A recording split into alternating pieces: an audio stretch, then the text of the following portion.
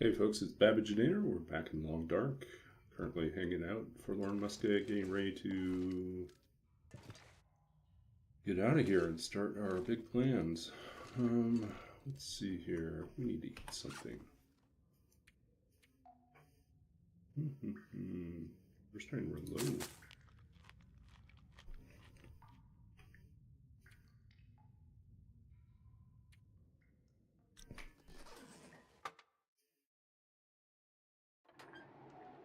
Okay, let's see what we got.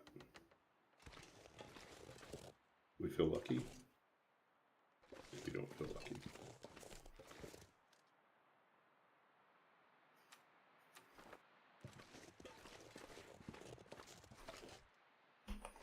What are we doing for... Oh, we could do our mushrooms first. Okay, let's go back in, make a plan.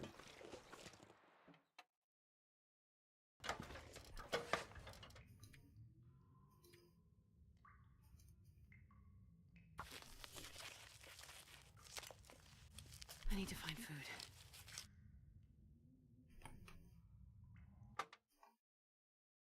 And this pack is getting kind of heavy. Whoa, foggy.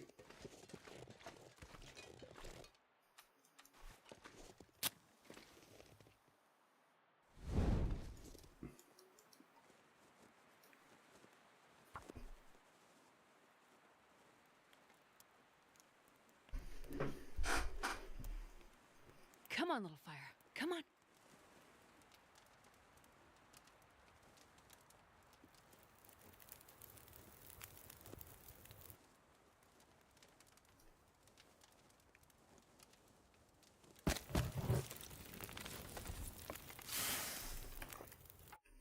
Okay, here, let's add a little information, a little context. I'm Babbage. I'm a TLD streamer based in Vancouver, BC. I'm also the author of 2 books of poetry. I'm a translator. I'm also a former computer games programmer. Wear a lot of hats. I'm currently back in school doing a master's in library and information science at UBC. But I've done a lot of other education. So feel free to ask me questions about random things. Let's see, this is our challenge, which inadvertently has become a different challenge because we still have not found a bedroll. So somehow that translates into us surviving without a bedroll. As we cross all the parts of the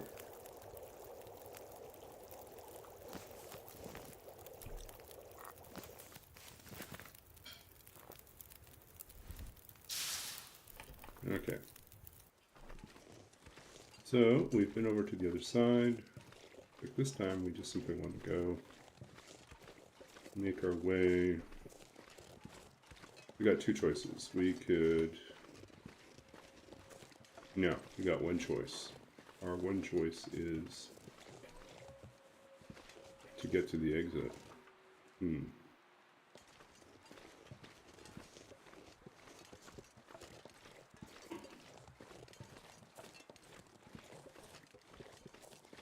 Do we go Broken Railroad?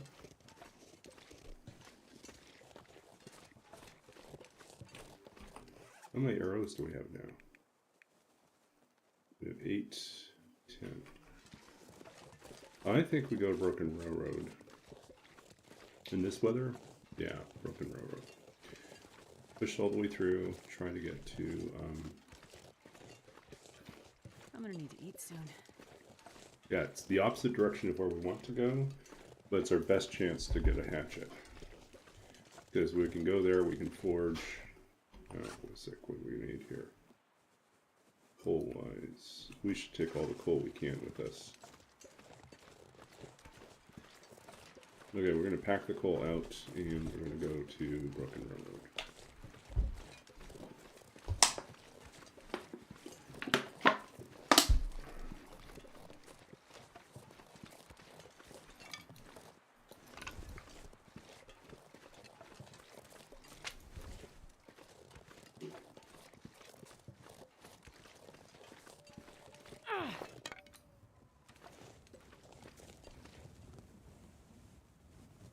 Hey, good to see you, Roller.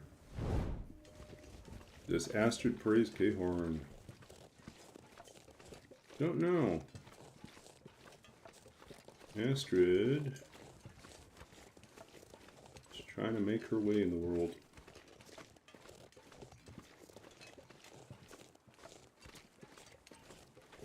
Okay, our new plan is to go, already we're deviating from our plan, but our new plan is to go to,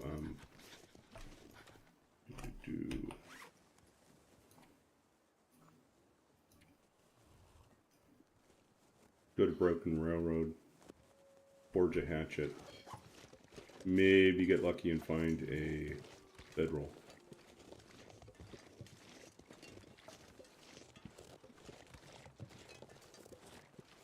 But yeah, we're kind of screwed. Like without this bedroll thing, it's deep trouble to try to keep surviving like this. This is not what I'm built for, right?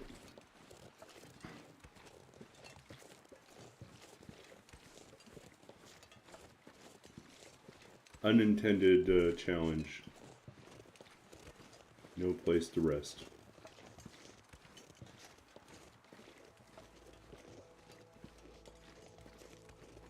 I could eat anything right now. You could. But some of the things you eat might cause you pain.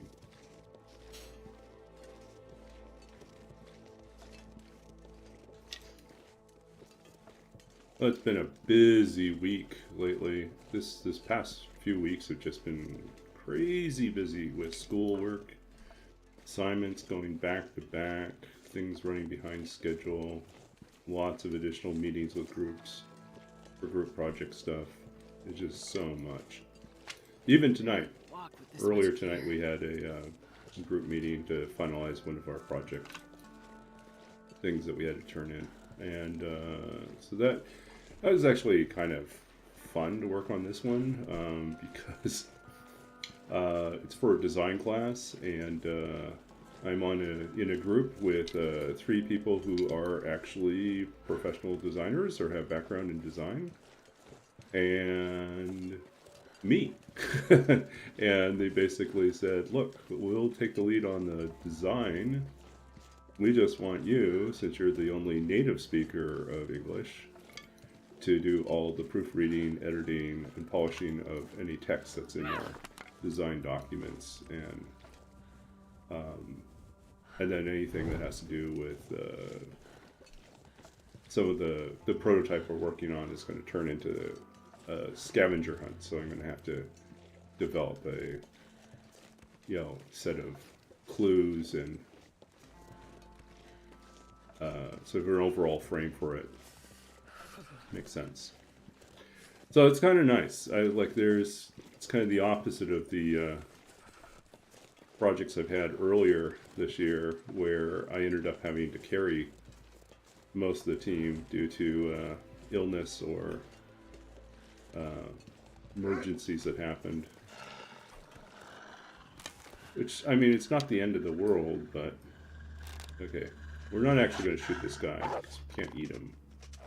I just want him to go away.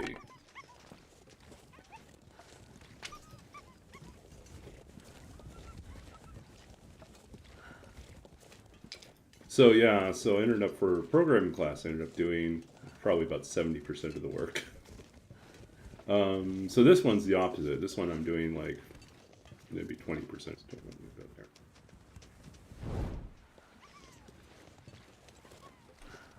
Oh, you did run away. Okay, perfect. Hey, Games and Cookies. Welcome in. Good to see you.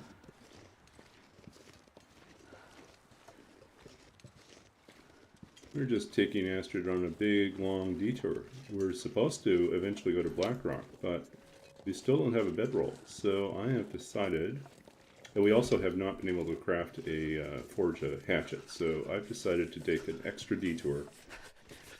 We're doing an extra detour. We're going all the way up to Broken Railroad to forge a hatchet over there and hopefully find a bedroll. Maybe. But then we have to leave Broken Railroad and come all the way back to go to Black Rock. So that's like a big, long detour. That's a total scenic route. That's what my father used to call it, yeah.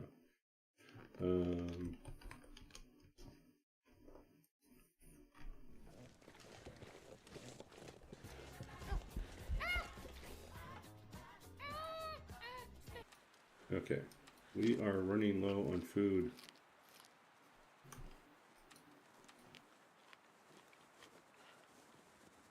It's the other thing we're going to hope. Get some hunting done in Broken Railroad, feed ourselves.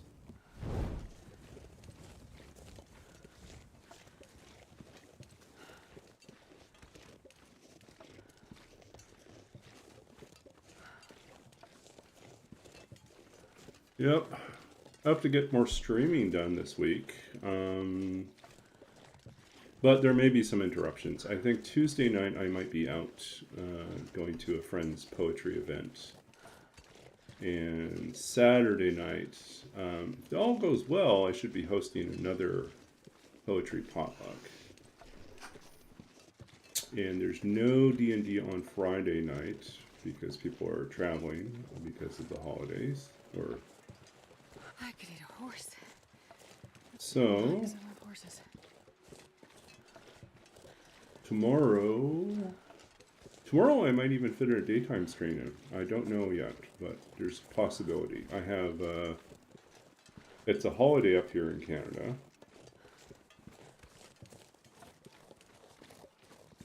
I have to do 2 separate grocery runs. I have to pick up some things at the local T&T, which is an Asian grocery market, and then later on, my roommate and I are making a trip out to Costco, which is like, I swear we did it at the beginning of the term, and now we're doing it at the end of the term. It's like, it's not that far away, it's just really inconvenient to plan time around it, so.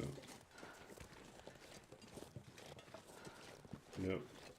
I felt really bad. Today I was attending my church, and I went looking for my poppy, and I realized, even though I had picked up 2 different poppies earlier this week, I had somehow managed to lose both of them. Failure. I have failed. My mistake was that I was wearing it on my coat, but also wearing a backpack. And the backpack kept on knocking. I wasn't paying attention. The backpack kept knocking the poppy off when I would shift to get out of a seat or something like that. Yeah, so not thinking. Didn't think that through. Okay.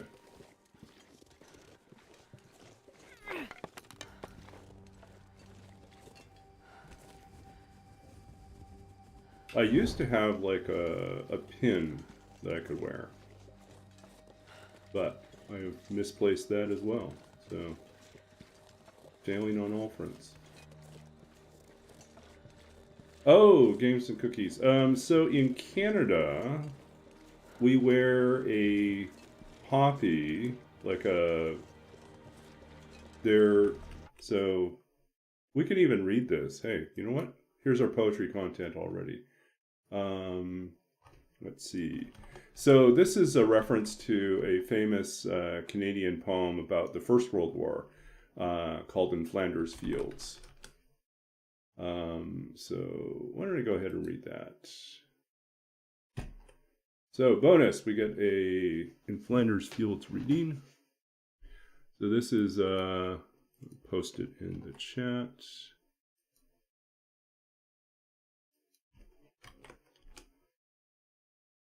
Okay, a little Canadian literature appreciation right now. In Flanders Fields by John McCrae. Let's see, I'll dump it over here so I can see here. Okay, let's try it again. In Flanders Fields by John McCrae. In Flanders Fields the poppies blow between the crosses row on row that mark our place, and in the sky the larks still bravely singing fly, scarce heard amid the guns below. We are the dead, short days ago. We lived, felt dawn, saw sunset glow, loved and were loved, and now we lie in Flanders fields. Take up our quarrel with the foe. To you from failing hands we throw the torch. Be yours to hold it high. If ye break faith with us who die, we shall not sleep, though poppies grow in Flanders fields. So the poem has its origin in the First World War. John McCrae wrote the poem. He was a soldier, he was a poet, he was a physician, and he wrote the poem with regard to the April 1915 battle at Belgium's Ypres salient. Anyways, for 17 days he tended the injured as a doctor or medical staff, and after one of his friends died, he wrote the poem. And then he wrote many textbooks during his life, and his poetry was later gathered together in Flanders Fields and Other Poems, published in 1919.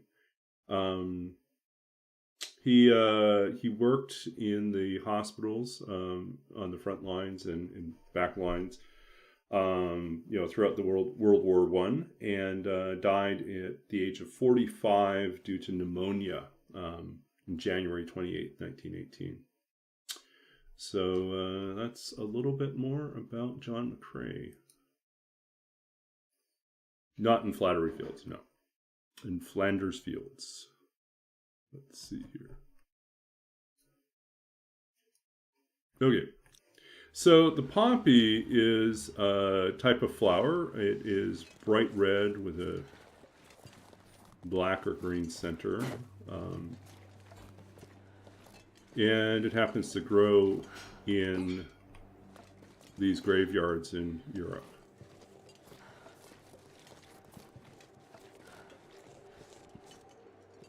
Okay.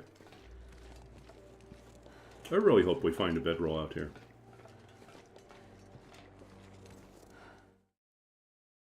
This pack is getting too heavy to carry. Okay. We are really running low here. Need to find a carcass or something. Okay. See if we can warm up over here.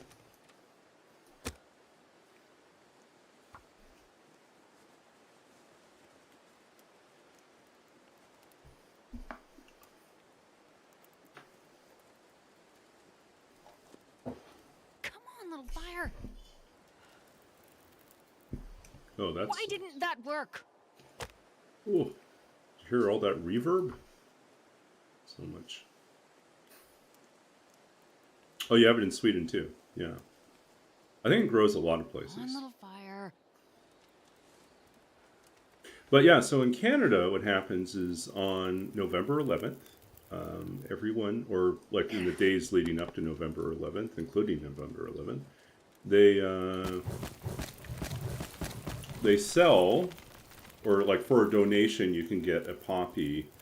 And it's just made out of plastic and cloth, and you wear it on your, over your chest, over your heart. And it's just a sign of, remembrance, remembering those who died during the wars, World War I and World War II, and later wars, I guess, at this point.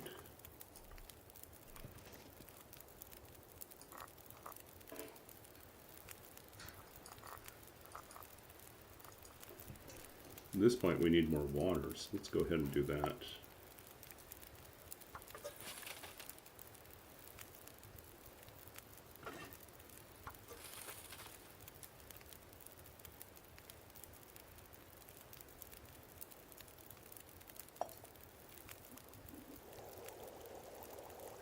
I'm gonna need to eat soon.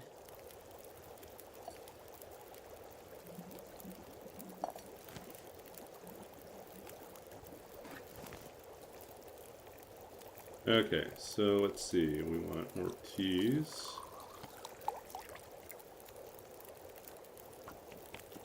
Oh, we can still make, do that.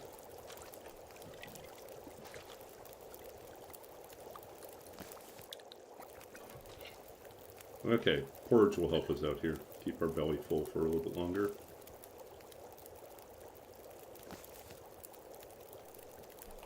And we're gonna, might as well drop these down.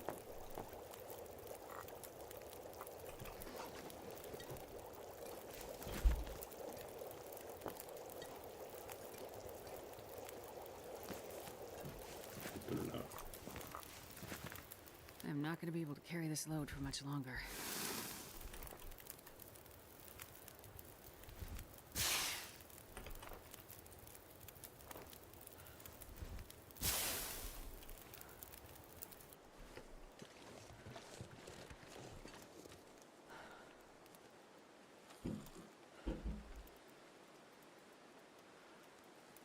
Okay, let's try to stay warm here.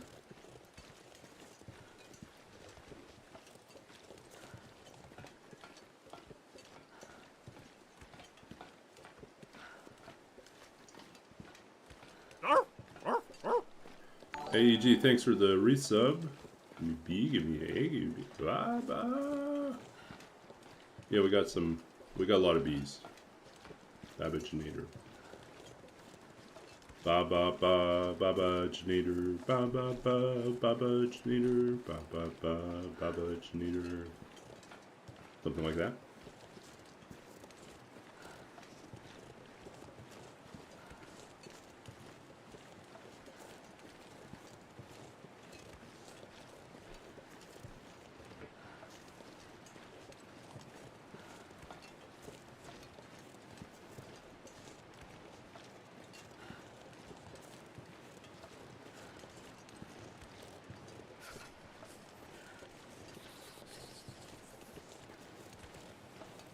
where are we headed? We're going the wrong direction to go to Blackrock. Eventually we go to Blackrock, but right now we just need to get a chance to forge a hatchet and find a bedroll. And we've having exhausted almost every other place. We're going this direction.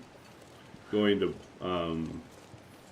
Broken Railroad in the hopes that maybe there's a bedroll somewhere in Broken Railroad. But when we go to Blackrock, I think the goal will probably, depending on how bored or tired we are of this run, we may simply settle for like first night in Blackrock at the trailers, or we might go all the way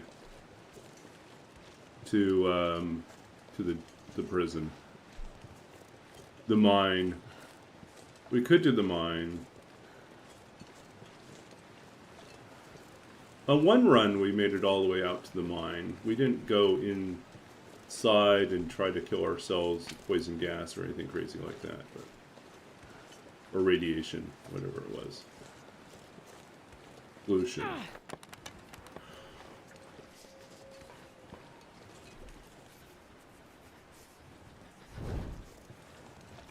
Okay.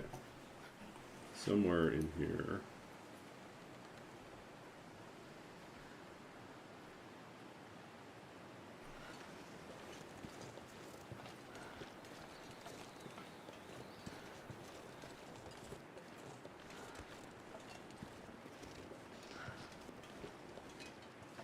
Trying to remember, there's a... Oh, that's right. I don't think there... I think there's a way to come... There's a way we can come back over this way, but in terms of our... I think we do have to do... I don't know. I think someone's figured out a way to go back this way, but we're not doing that. We're going to go down and up again. It'd be really nice for us not to have to deal with this wind, but... Alas, that's what we got. This is the hand we're dealt. I'm trying to think of some other updates I can give you. I had a really good experience earlier on Friday. And did a presentation for one of the faculty clients we have with the team that I work on at the university. We do digital scholarship support, and I had been working on this project where I had to write a lot of Python, do some data cleaning, and write an interface to work with Microsoft Azure, document intelligence, which is kind of an AI transcription thing. And yeah, so it was kind of cool to see all the pieces put together and present that to the client. And the client was like thrilled. It just like made her job so much simpler. So much so that my boss has been strongly suggesting that the researcher include me on the publication of the when they publish the article or the paper on this. They list me as a partner, collaborator. Anyways, get some sort of publishing credit to come out of it, which in the academic world is a big thing. And developers don't usually get credits, but in this particular case, you know, the work that she'll be able to do is made possible by what I was able to create for them. So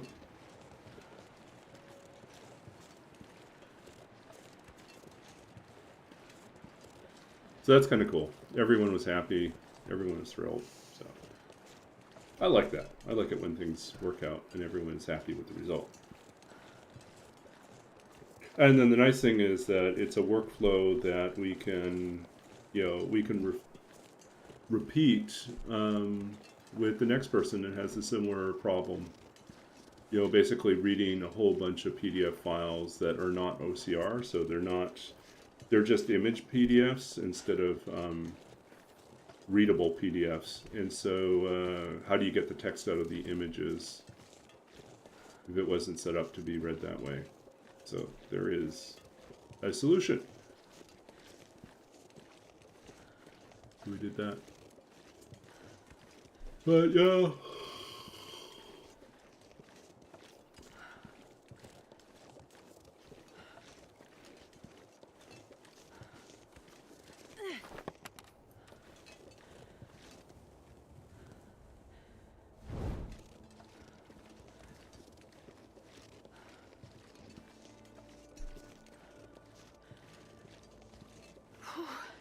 Sure getting cold.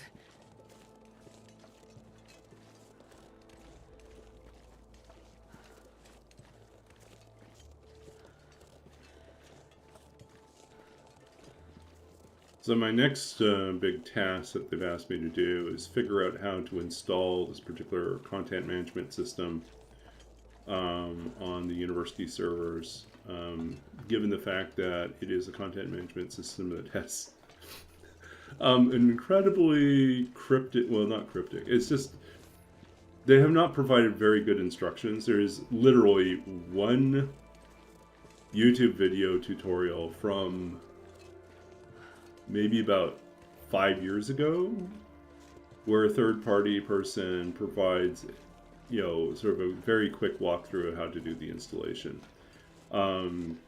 And everywhere else, it simply says, yeah, if you're going to do this, you should use this host and do the one-button installation. Because no one actually wants to do the real installation because of all the additional steps that are required. So it's like, yay! So they want me to figure out how to do the installation and make it possible for other people to set up this particular content management system. It's an interesting system. It's called Makurtu. Makurtu is First Nations developed, and you know, for First Nations, for basically projects that involve If at home, we'll warm up soon. the wolf. Do we want a wolf? We don't want a wolf. But it basically has to do with it's like a system for controlling access to different cultural knowledge items. A lot of times there are things in indigenous communities that are meant for one particular audience but not for all audiences, and so you have to be able to mark things in different ways. Anyways, it's kind of cool what it does, but the setup is really a pain. Okay, buddy.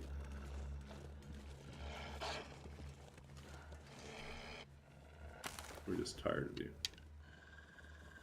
Here. I got a stick for you. Okay. You don't want to play fetch with that one, huh? Sharp pointy stick? Not your thing? Yeah, so it'd be things like there are some things that are meant, you know, that are like culturally appropriate for men only, or for women only, or they're culturally appropriate for the elders and the spiritual leaders, but not as a general access thing because they're considered sacred and protected. There are some things that are, let's say, images of human remains are, you know, very much controlled in terms of who has access to look at those. You know, we're talking about what museums might collect, or what a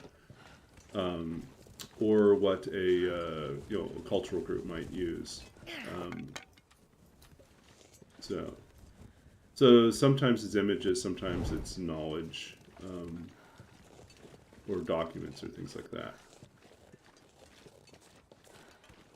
But yeah, the setup for the thing is kind of a confusing mess.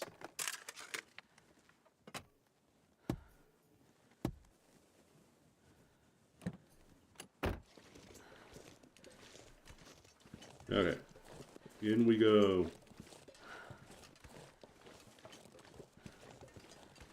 Yeah, I just find it fascinating that no one has attempted to make a tutorial other than this one person who did it 5 years ago. And that was very specifically for one operating system, which is not even the operating system that we're using. So it's, yeah, it's kind of a big mystery.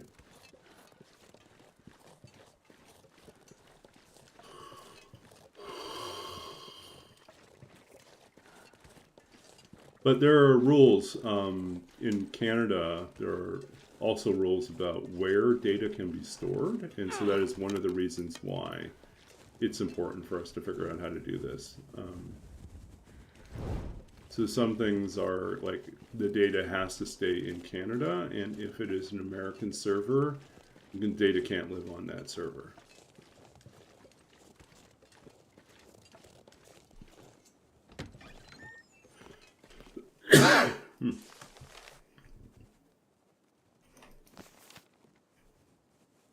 Oh.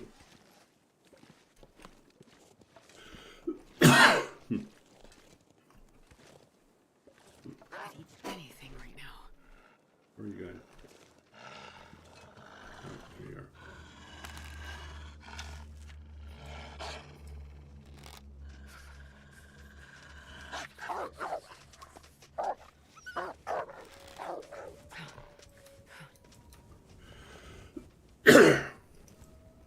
Uh-oh, we gotta hurry up and eat something. Eating our boxes of crackers already. Buy ourselves some time.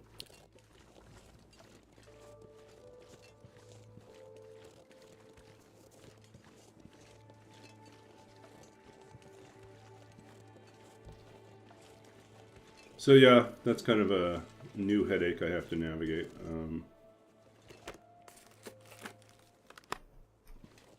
And then there's more stuff that's it's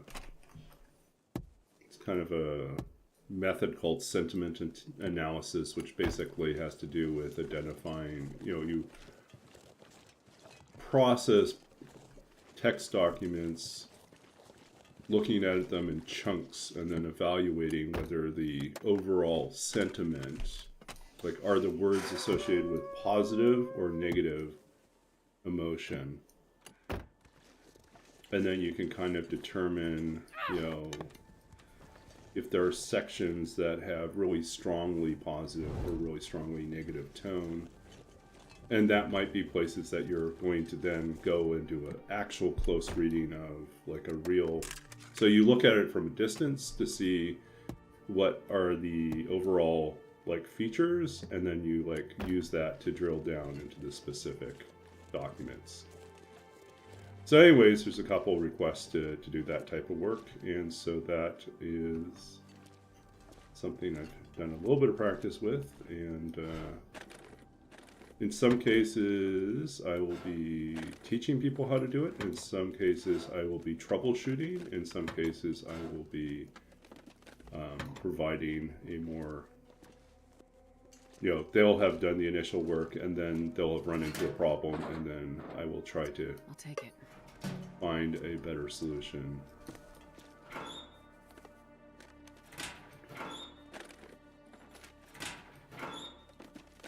Which might require me to write, like to take what they have and write more sophisticated Python code to make it work better. Which is really what happens when I do data cleaning work, is the same thing. It's like,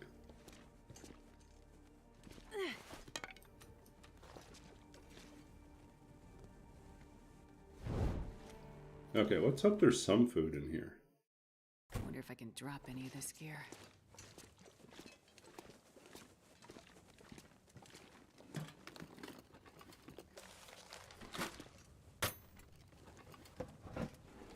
Nothing.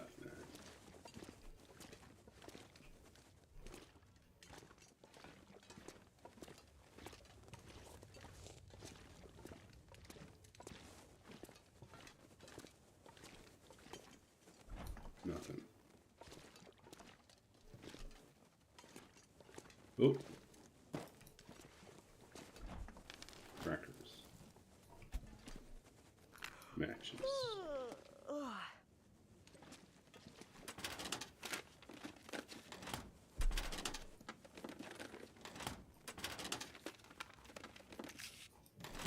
Oh wow, we're collecting matches now.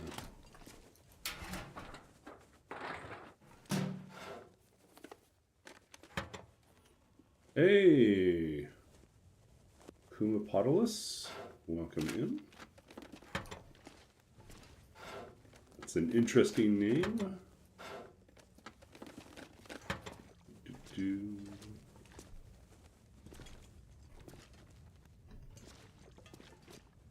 Yeah, welcome in. We're just playing the Long Dark. We're currently doing an interloper run.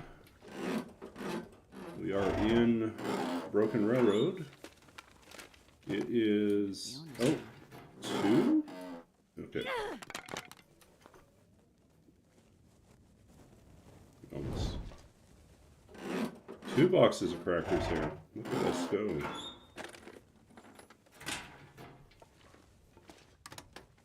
Oh, there's some coffee. Good stuff. Okay, so what are we at now? We're at day 40. So right now we're on the verge of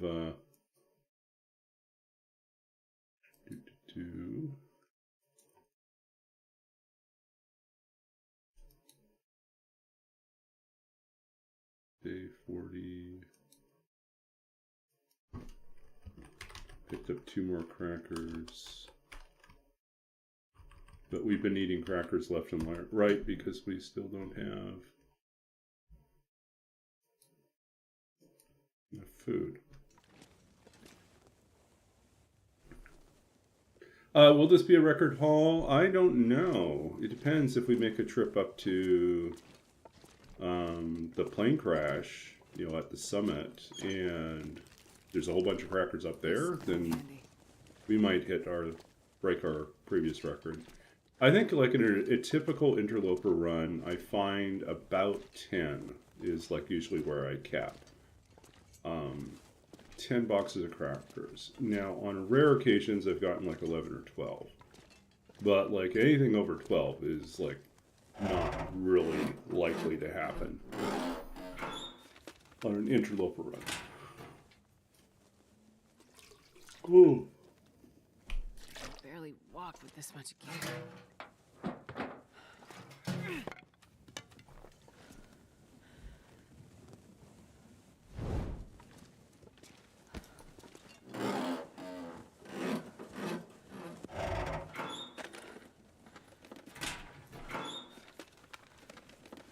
This stuff will come in handy. More cloth.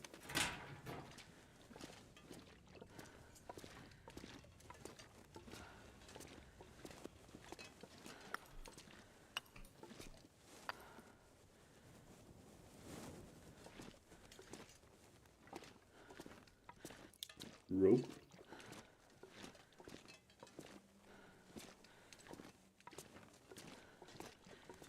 Okay, let's plan things out here. Okay, we can drop. That's how much it takes to actually do a forge. I'm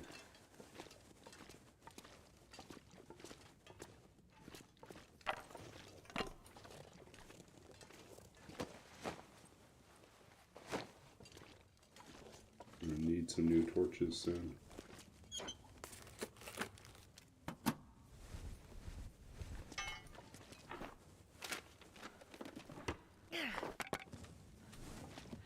This pack is getting too heavy to carry.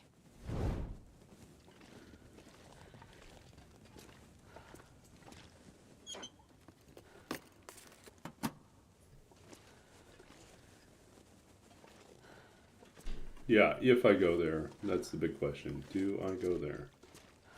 Man, I could eat anything.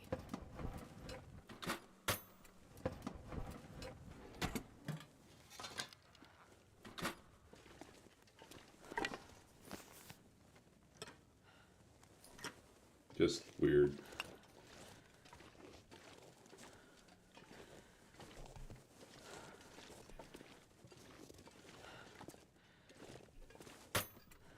Yeah, so far it's really not looking good for getting that bedroll, is it? It's like, do we just have a glitched game where there is no bedroll? We're like just gonna go the entire game with no bedroll.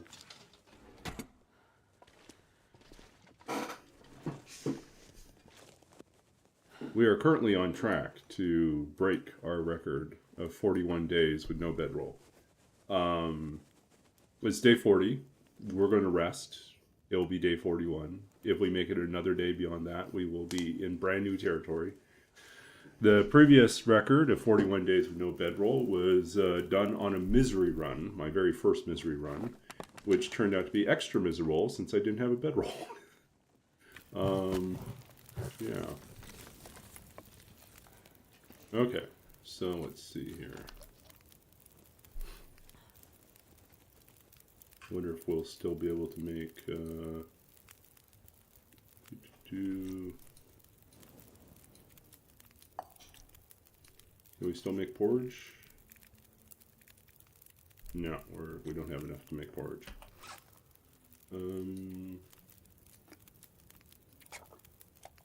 We can make bannock, I think, though. Maybe?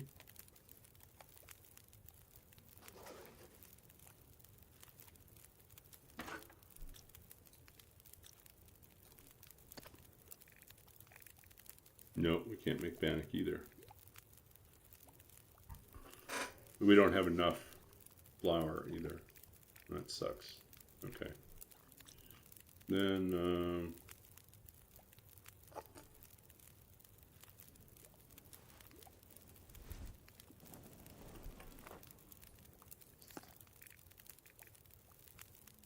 well, we got lots of herbal tea. Maybe we'll just stock up on herbal tea.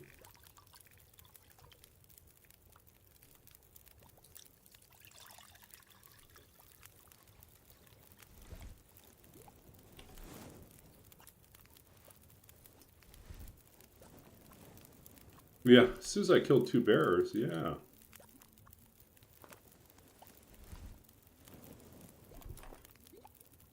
I haven't had a bow and arrows for a while though, so this is new that I'm actually armed. For a long time, I couldn't even get that far. I was having a hard time finding the hammer too. But, okay.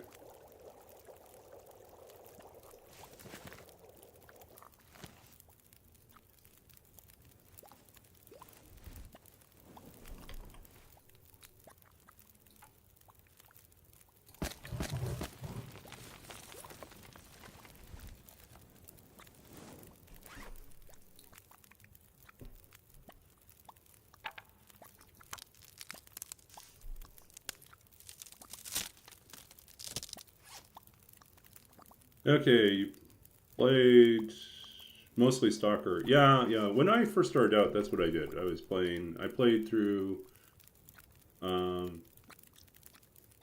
played through the story mode, a good chunk of it, and then I kind of took a break and was playing through Stalker. And I put about 750 hours into Stalker before I took another break from the game. And when I came back, I played Stalker again for a bit, but then started watching people stream and suddenly wanted to try out. I saw Big Fish and a lot of other people playing, and I was like thinking, I'd like to give that a try. It looks really hard. It was really hard. But I've come a long way. Not perfect. There's still regions where my map knowledge is kind of sucky, but overall, been a journey of improving.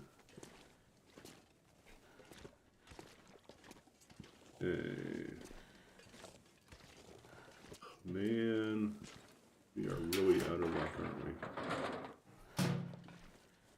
Oh, food. Okay, we'll take the food.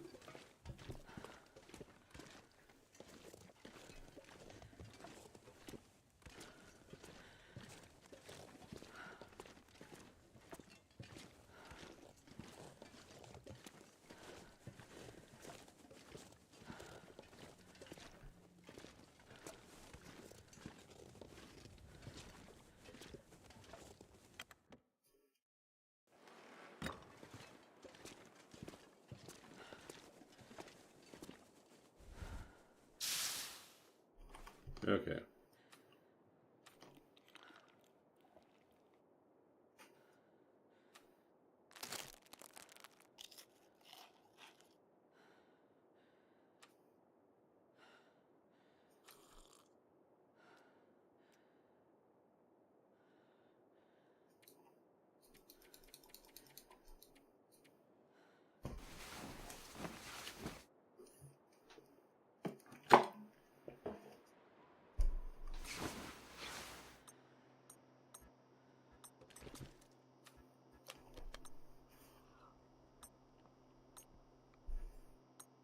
Okay, how are we doing Not here? sure I can carry much more.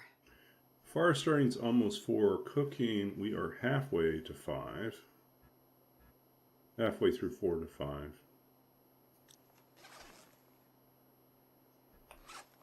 Let's see, what can we do here?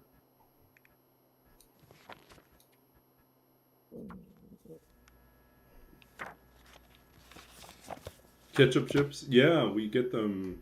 I'm here in Canada, so yeah, definitely ketchup chips. Never tried them? It is an interesting flavor. I kind of like it, but then again, part of my childhood was here in Canada, so.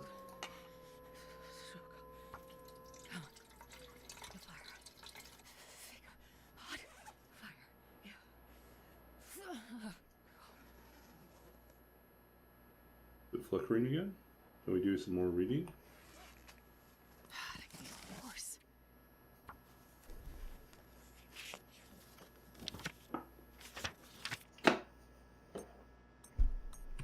Why are we cold? Oh, because we're standing out here? -5. Well, that kind of sucks.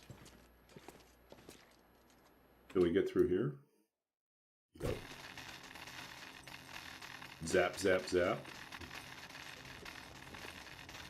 This pack is getting kind of heavy.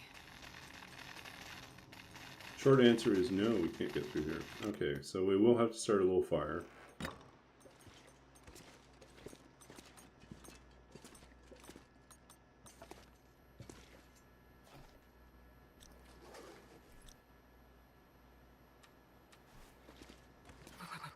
I've never felt so cold in my life.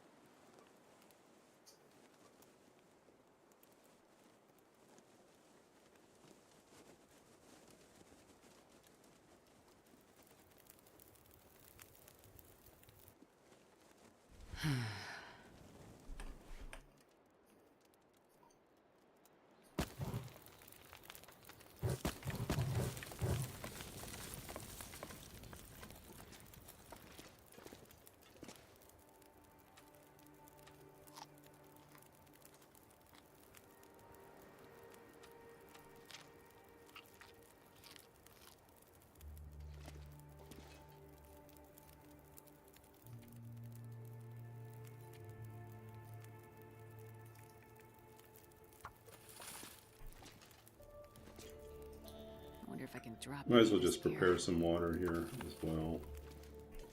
And just sleep for an hour.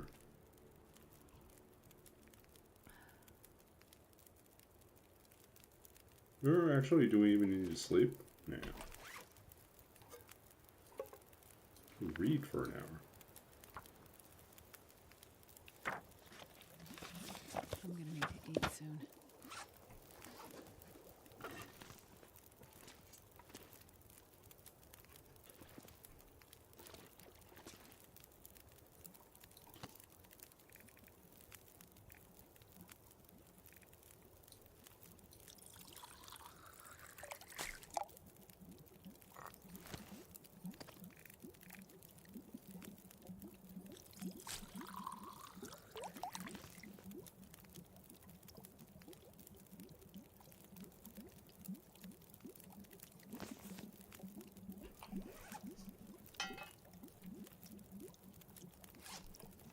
Minutes.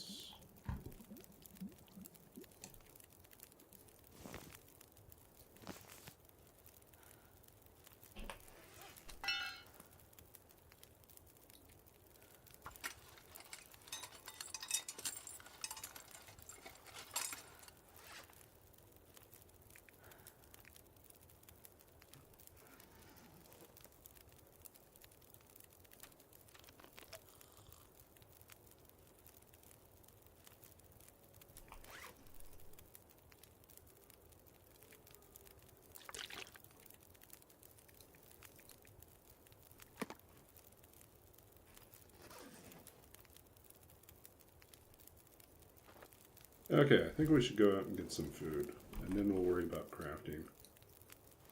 Or foraging, case may be. But we need to get a deer. Bag ourselves a deer.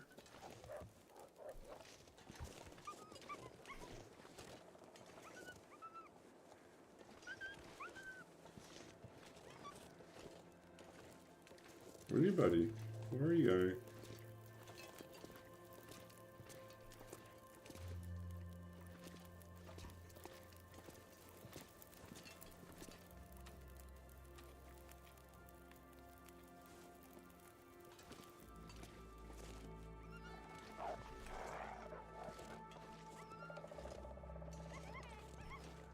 They're all jumpy.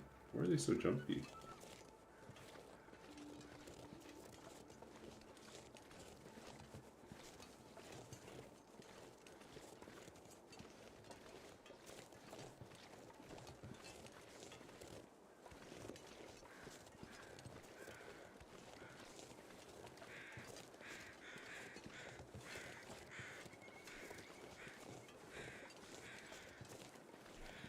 So I know there's always a deer carcass over here.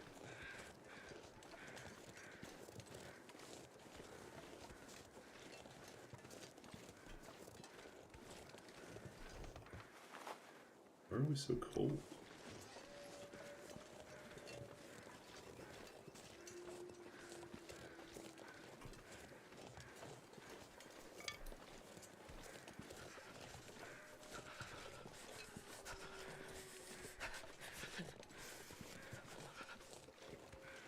Over there.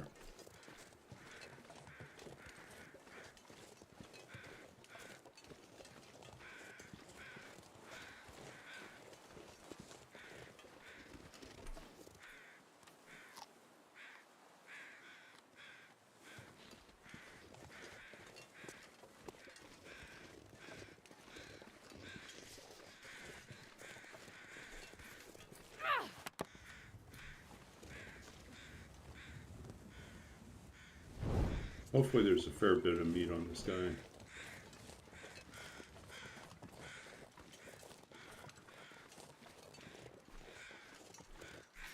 I can't feel my feet.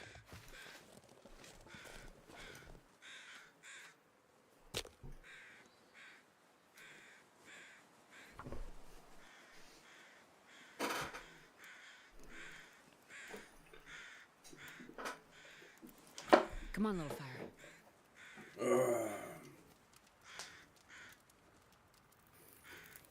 It's a goddamn freezing.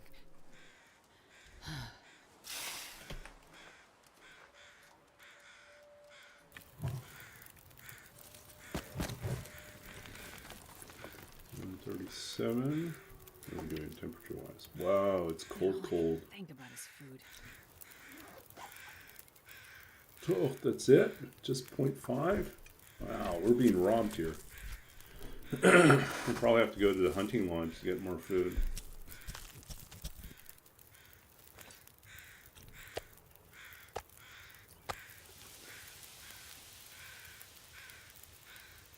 Do we want anything else? I think we're pretty good, like, on the rest of our gear.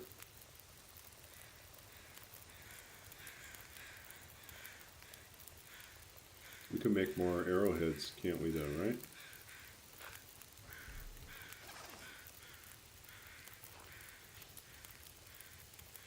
I hear another deer. Uh-oh. Suddenly the wind changes and all gets cold.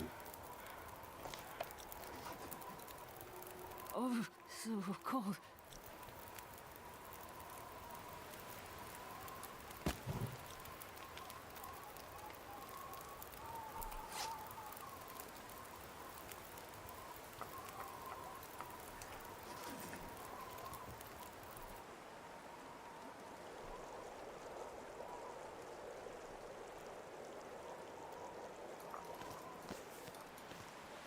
Cannot keep a fire going.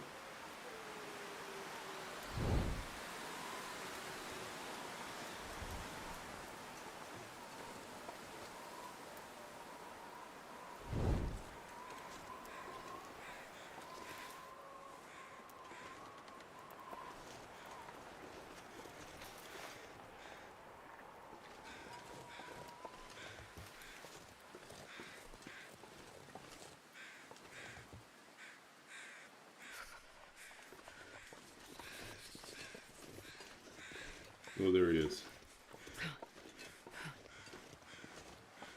We need to make certain we have some sticks, though.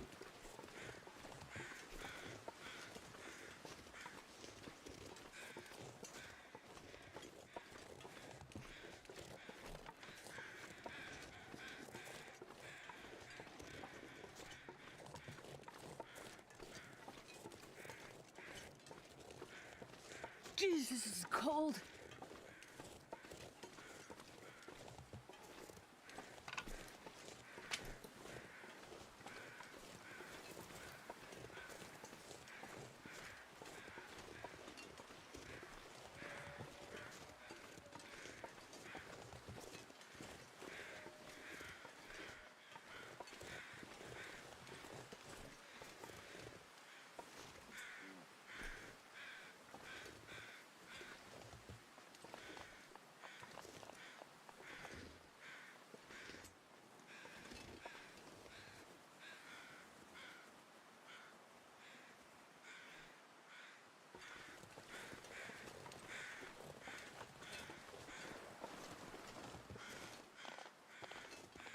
Oh, went away.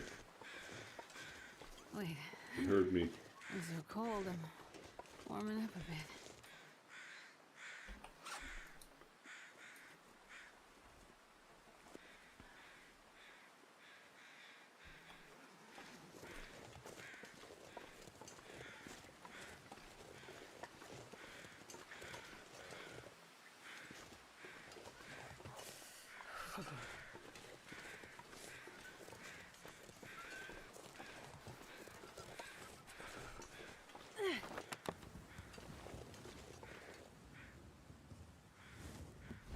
Trying to figure out where we can do our best hunting in this wind.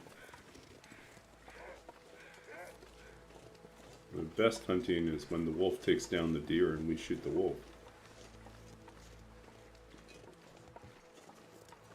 Wolf was unsuccessful in its hunt.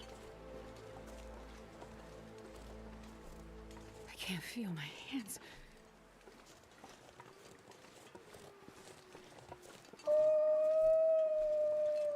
And the bear is out too. Wow, everyone is out. Why is there a party out here right now?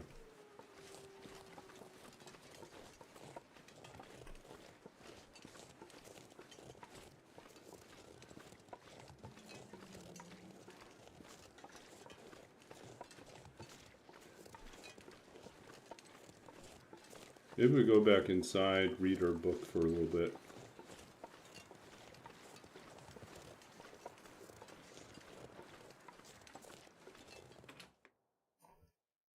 Or Not even sure I can carry forge. much more.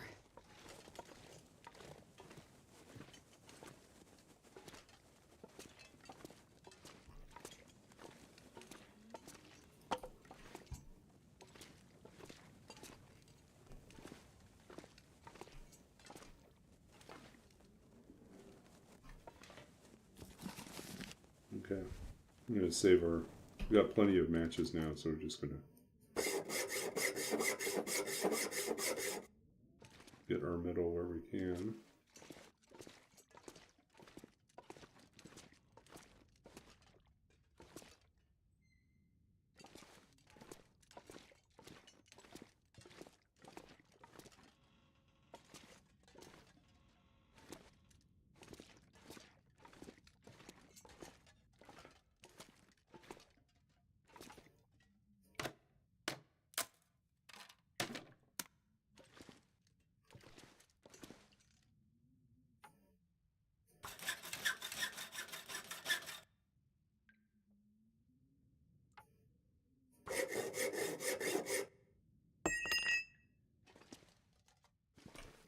Okay, how are we doing then for metal? We have 10 pieces. All I can think about is food.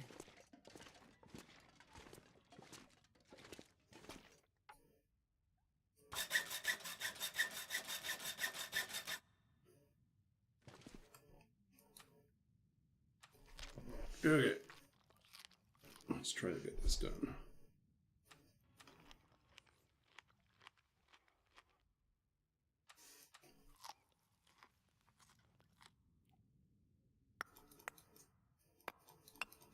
I can barely walk with this much gear.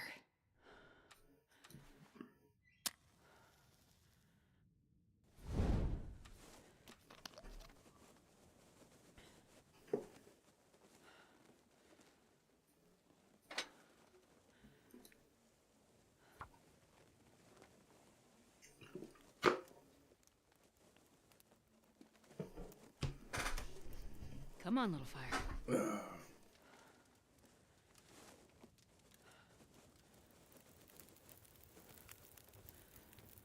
Yeah, in Canada we also have Perfect. dill chips, which taste like dill pickles. Or not dill pickles, like dill, like a lot of dill. The herb.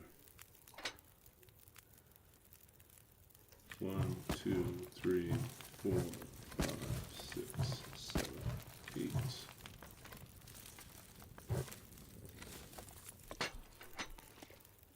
Okay, it's warming up.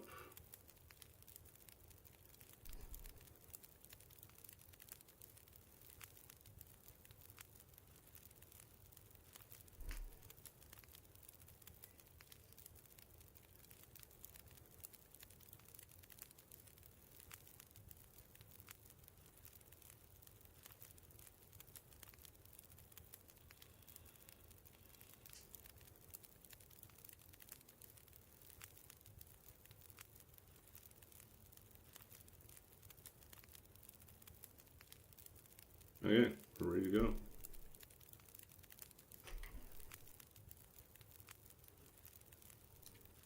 You want to hatch it?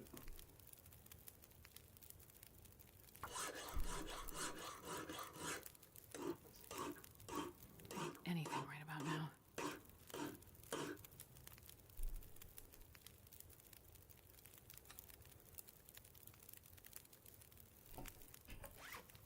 Let's see what we can drink. Liquid diet.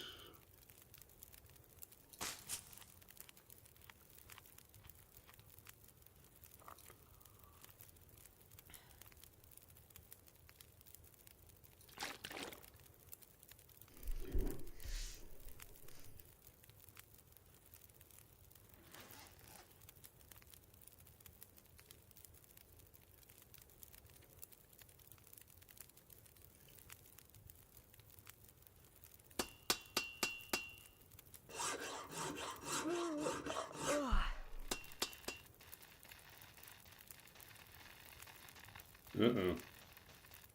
Trapped in here again.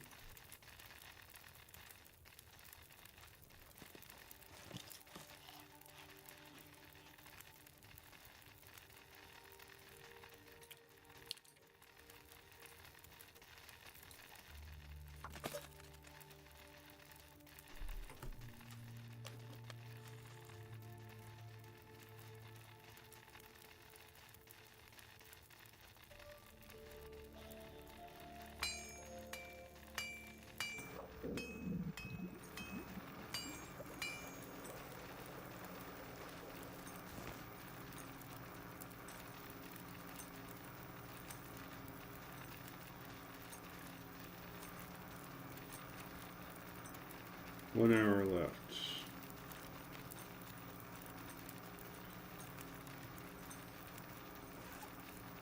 How many arrowheads? 12. Okay, that's plenty.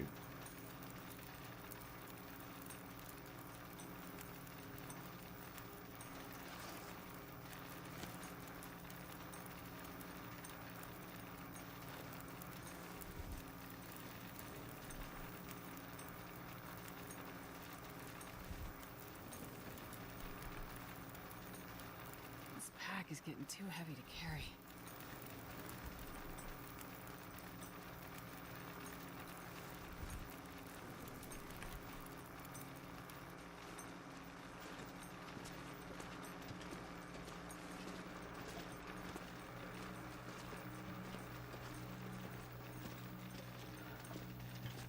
Well, at least we can make it to here.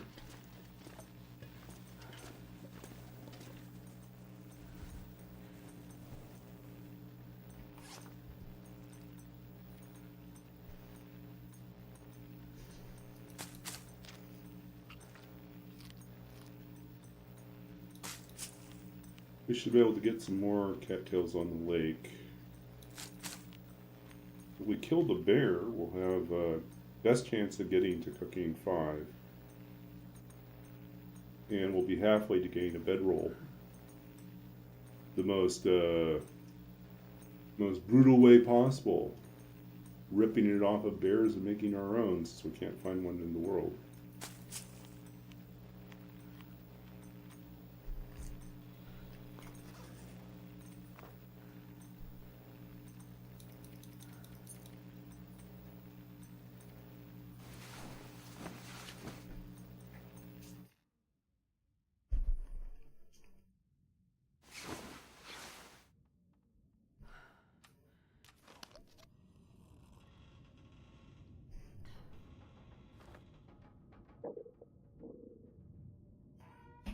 Okay, we can. The wind sounds terrible out there.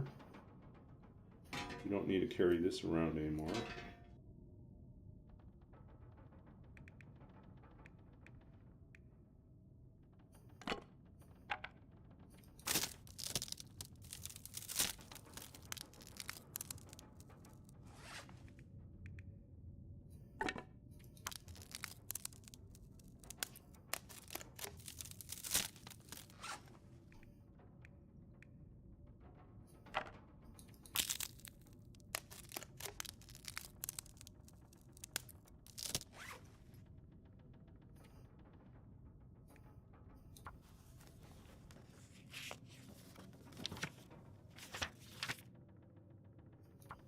God, I'm starving.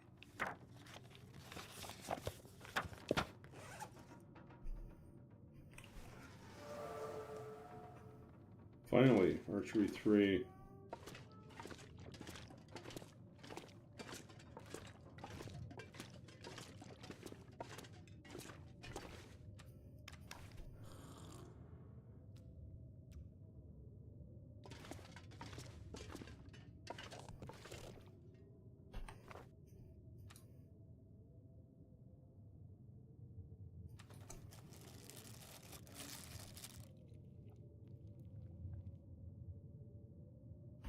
Okay, how are we doing here? Our bow is at 72. Would really nice to get another bow, but I think right now we want to just focus on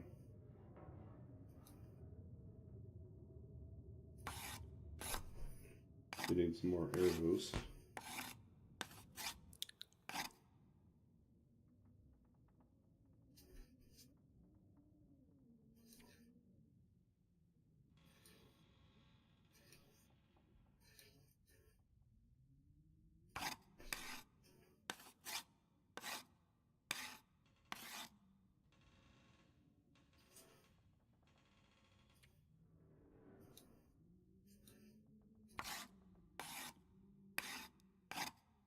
Can you eat trees? Because I'm gonna eat a tree.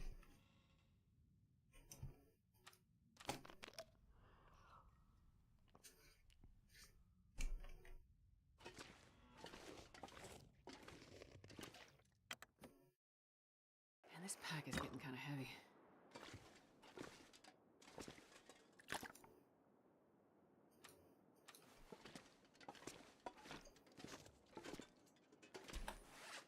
How many arrows do we have? 10, 14. Better. I think our goal is going to be to get to the hunting lodge. Or hopefully there'll be more food.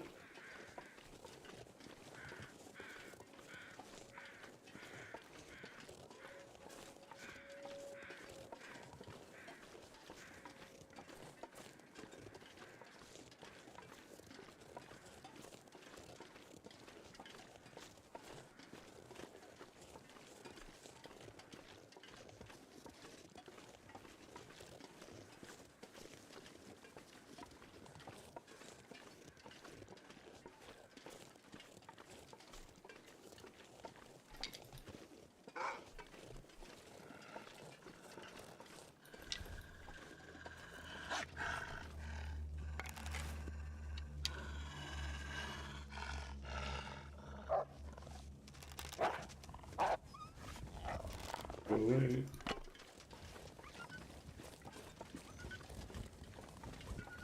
We're trying to focus on killing things we can eat right away.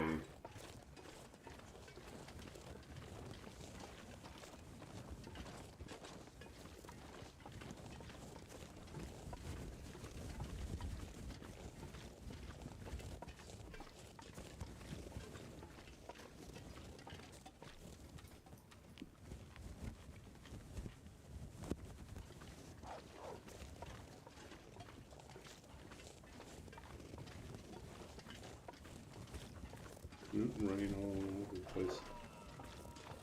Oh, there we go. Free food.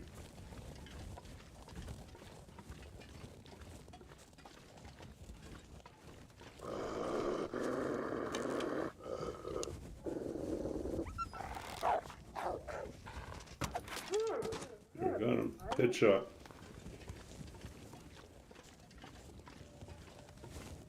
Thank you. You delivered to me food. Now I have a chance. You just have to hope that the bear doesn't show up, right?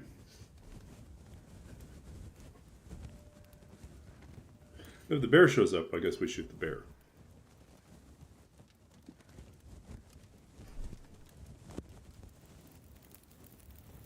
Like everyone shows up at the party.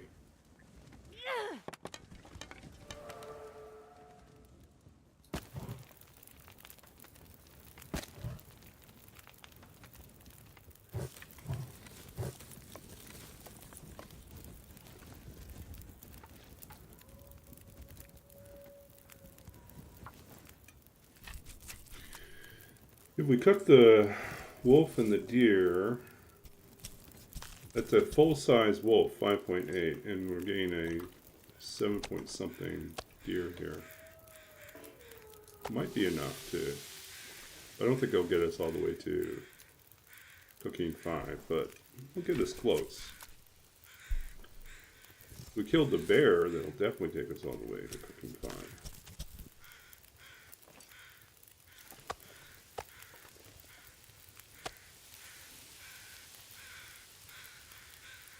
And the wolf out there.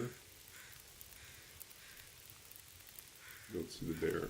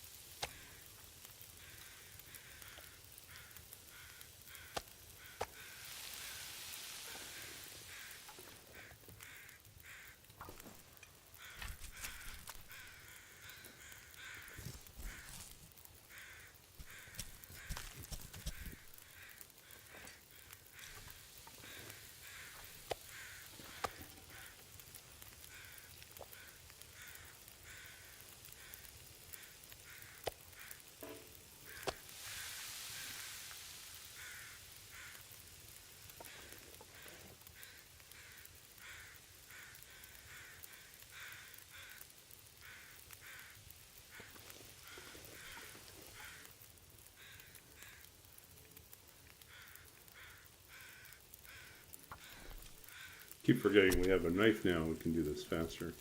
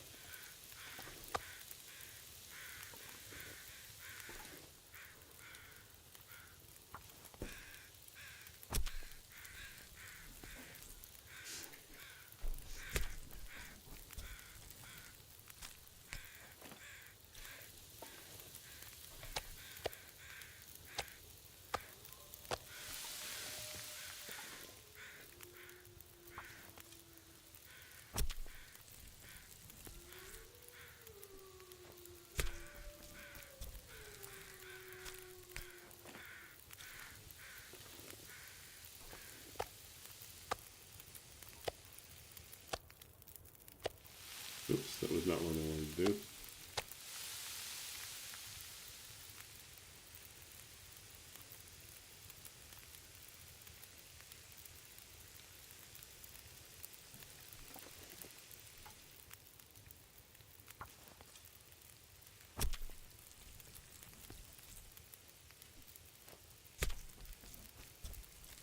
But if I kill the second wolf and the bear, one, I'll definitely get to my cooking 5, but 2, we can happily cook out here without having to worry about anyone coming for us.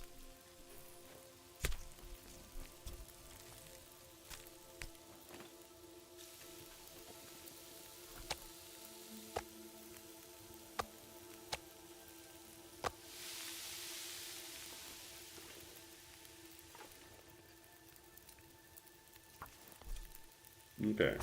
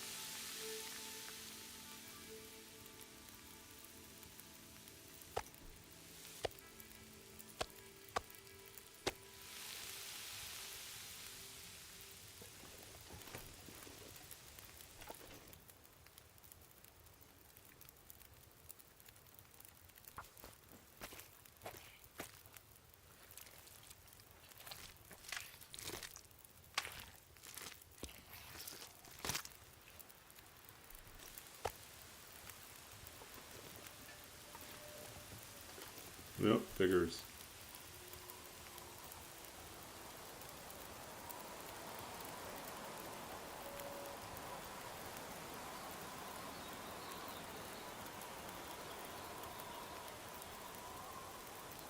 Do we stay or do we go?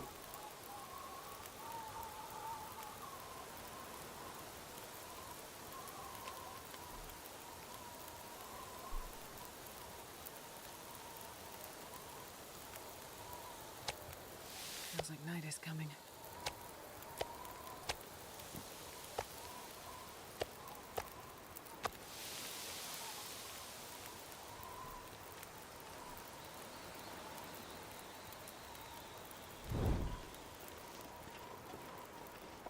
We're going to run this way, avoiding the wolves, not taking anything with us. Yep. I'd like to go to the hunting lodge, but actually right now, there's a better chance of us getting attacked by a wolf when our torch goes out. Whereas if we go back,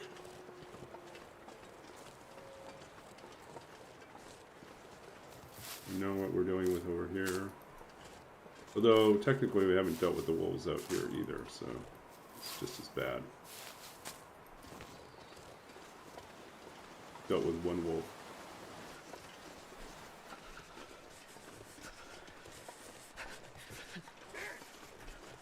Figures.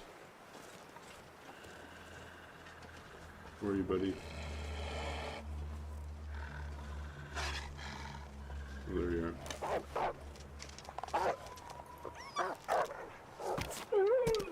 That'll do. Go. Perfect, huh?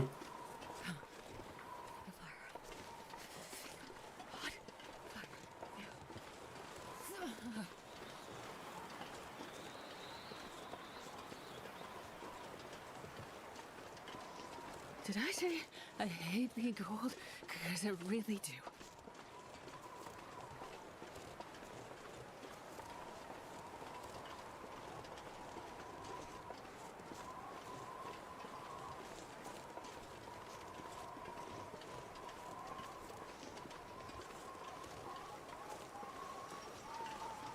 Damn, I'm freezing.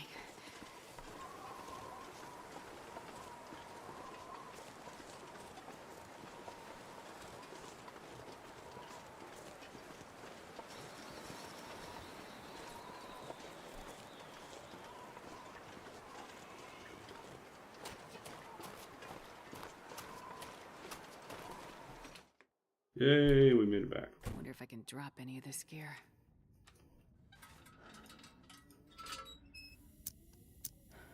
At least we have a full belly now.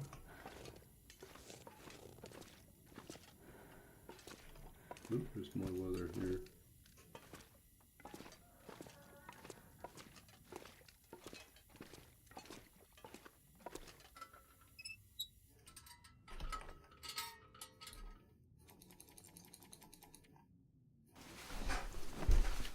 Recover.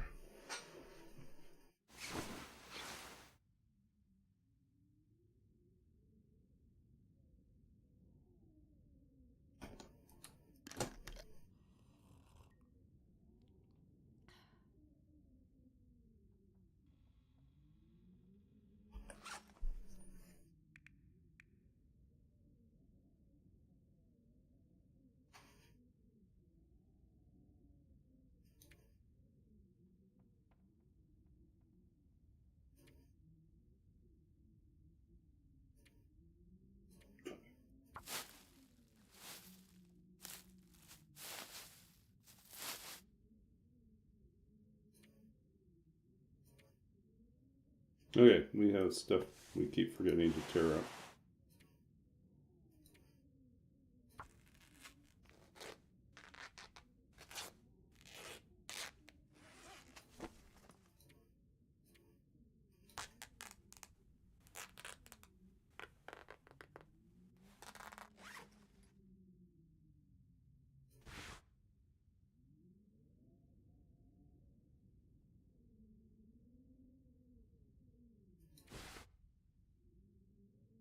at least take too long to tear up. This one.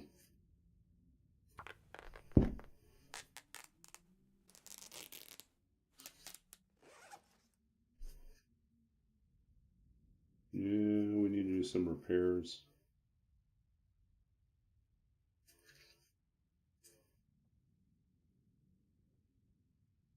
Ooh, we really need to do something about our head situation.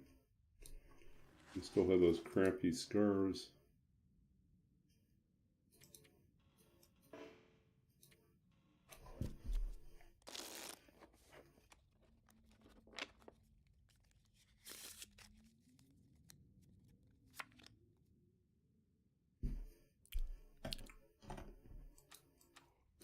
Oops, that's not wired.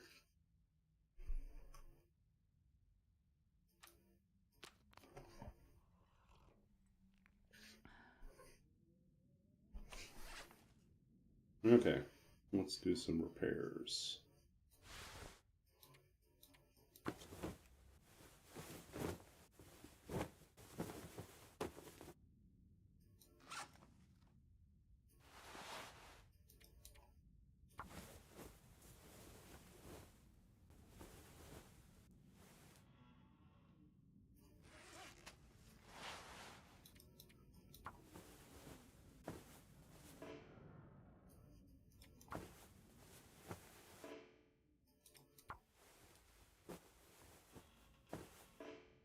Okay.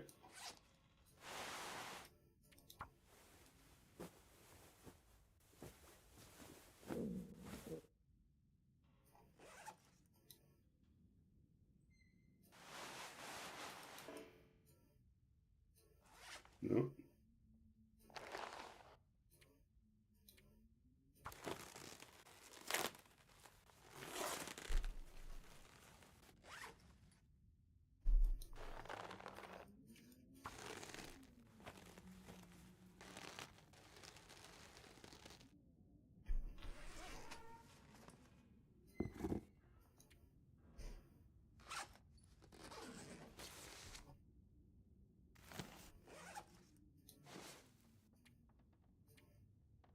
Oh, it takes too long. We're not going to do that.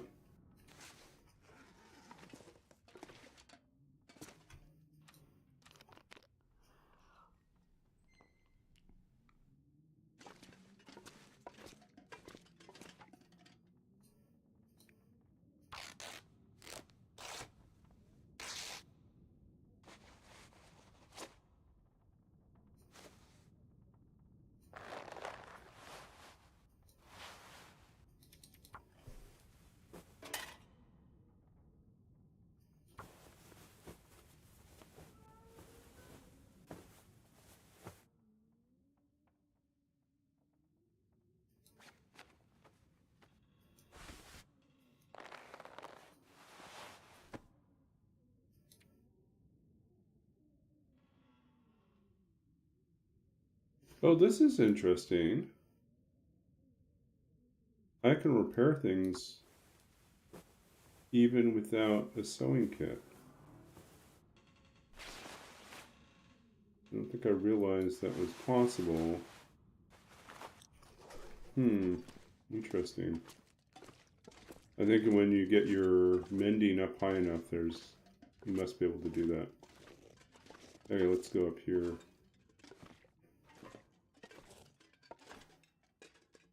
I don't think there's anything useful here. There's useful things, but not useful for us.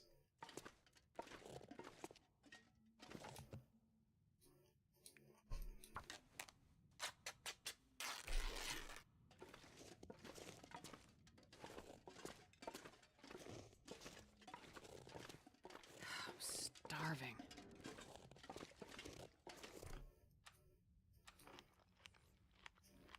Okay, let's go grab some food. I'm not sure I can carry much more.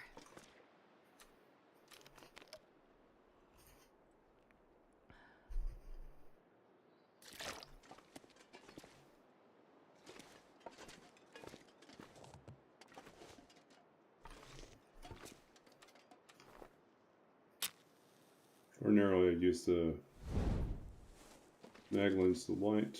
but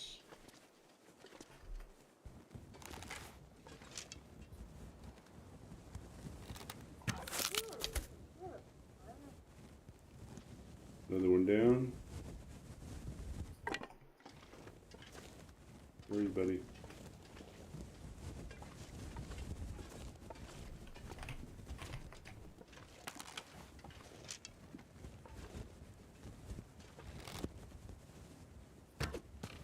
Oops. It didn't work.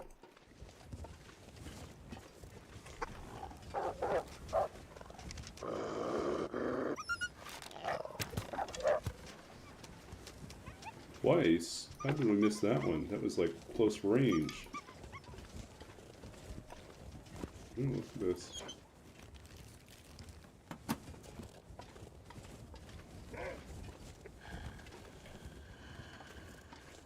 Oh, there we go. This pack is getting kind of heavy.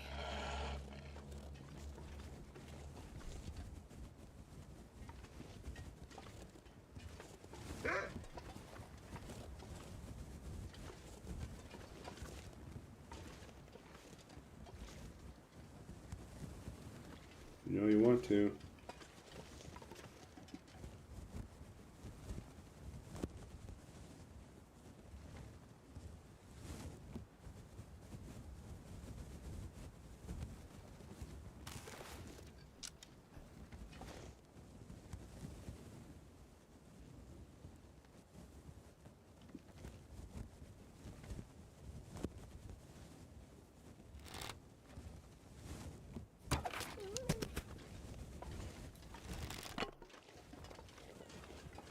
Two.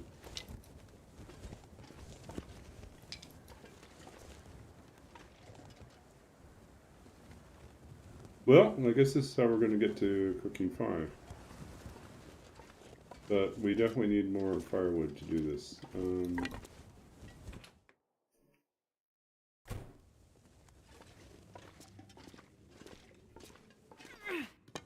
Okay.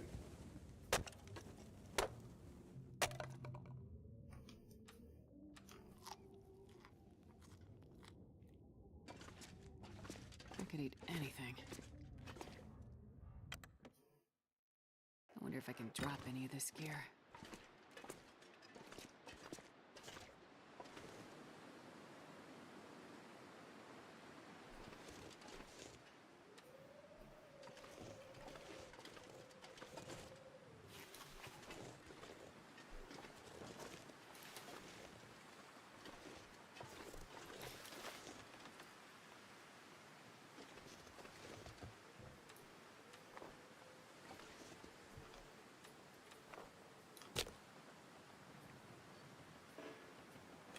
Too windy.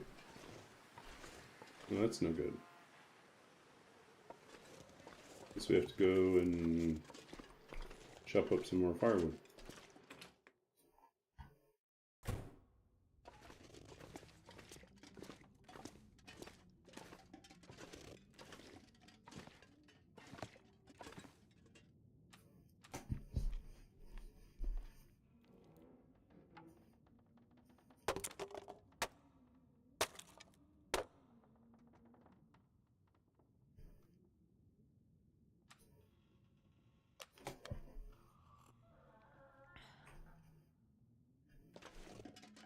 Ah, I'm starving.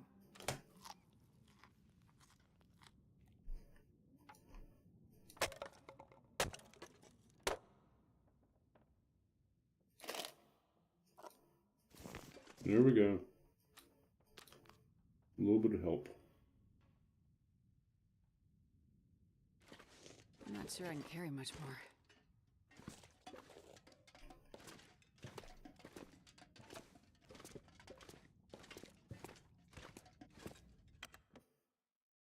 Man, I could eat anything.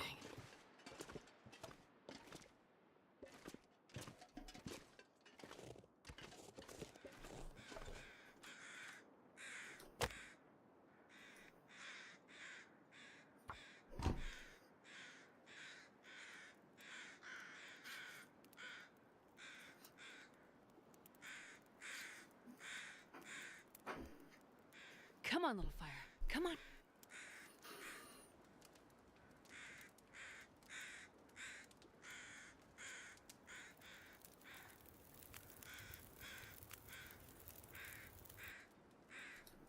Oh, yeah. That's a good one.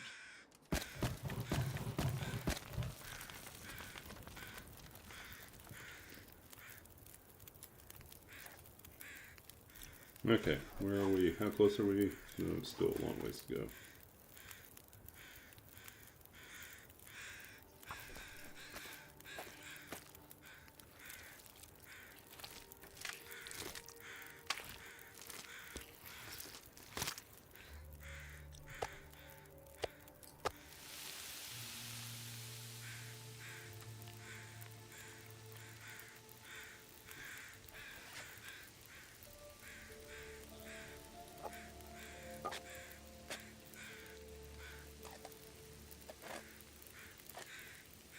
This pack is getting kind of heavy.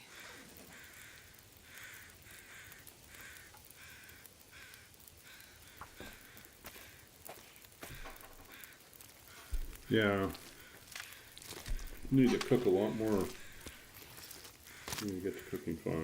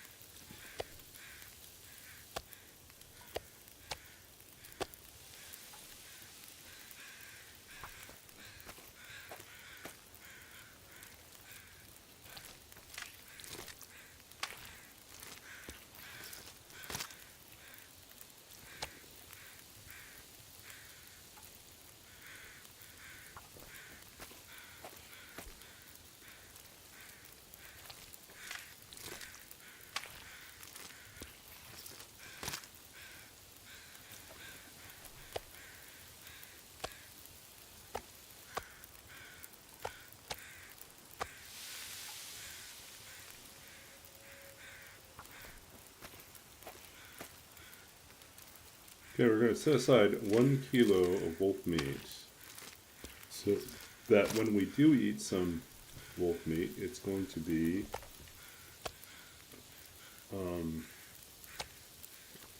the risk for eating 1 piece is the same regardless if it is a small piece or a large piece. So, might as well cook a large piece, eat that, get more calories out of it.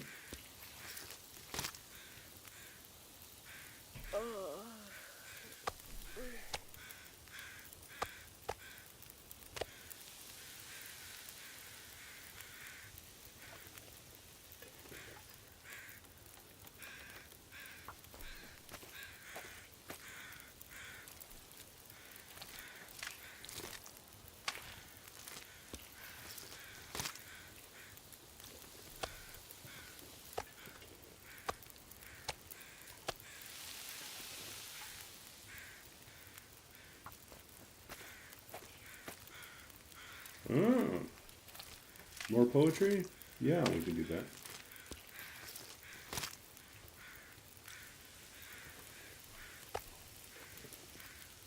Do you want something of mine, or do you want me to read someone else's?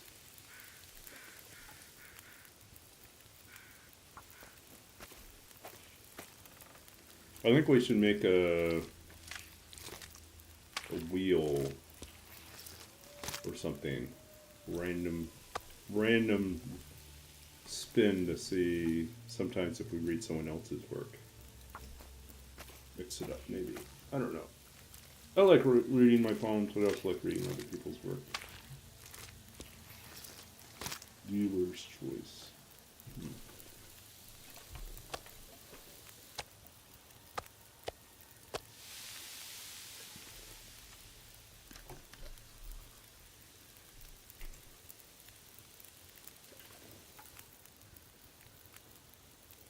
Hmm.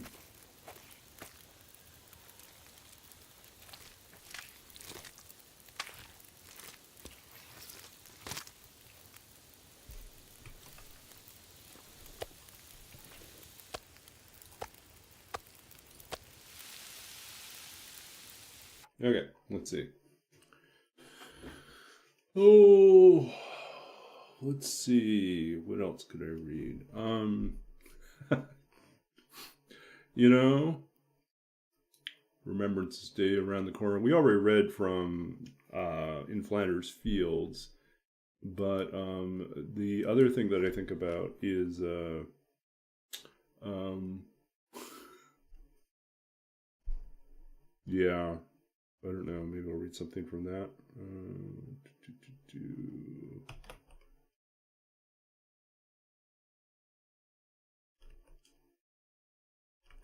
What was?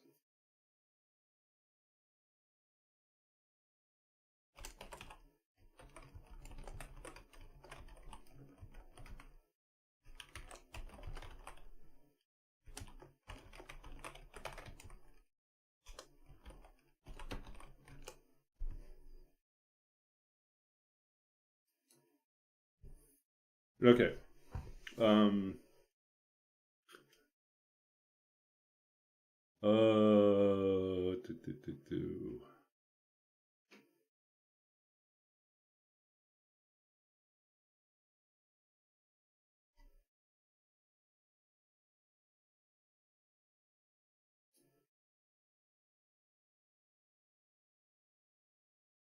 Nah, I'll spare you guys that.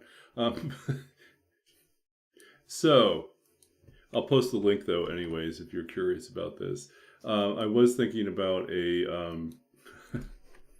so something else from World War One was Robert W. Service's. Uh, sorry about that. Robert W. Service was also a Canadian poet who didn't really like being called a poet. He felt like poets were more educated than he was. So he wrote, he's famous for the cremation of Sam McGee, which is like a official state poem in Alaska. And pretty much everyone in the North has heard it and knows it. And many people have it memorized.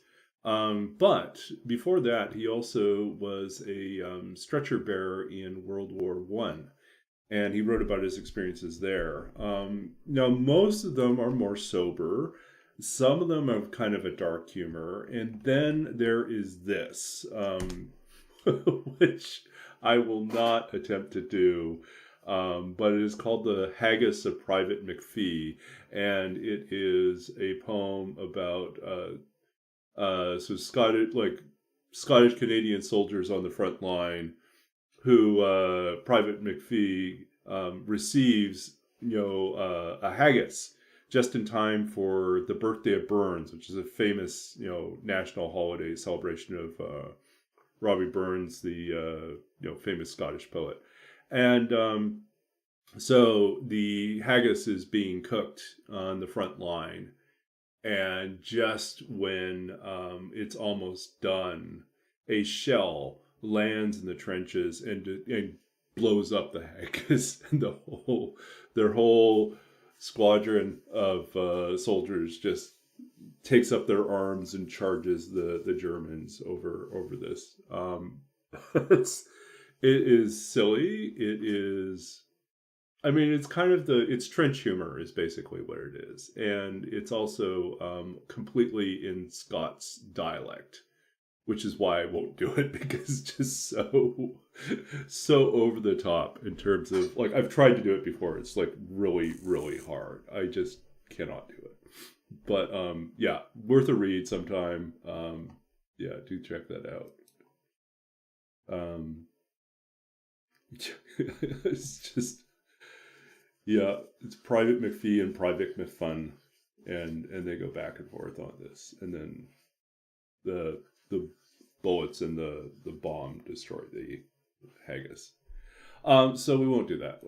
But we should do something, right? We should do something fun. Let's see. Well, let's see. We'll see what we get first. We'll try the poem chooser to see if we get something interesting. It's kind of sober.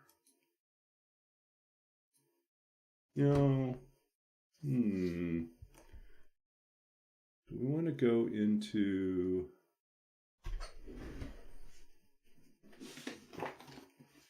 We'll save that for...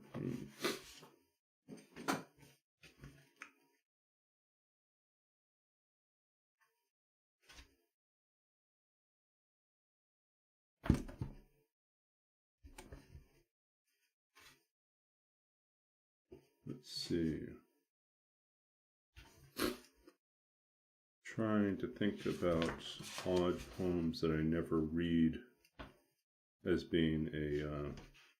I got sniffles right now. Okay.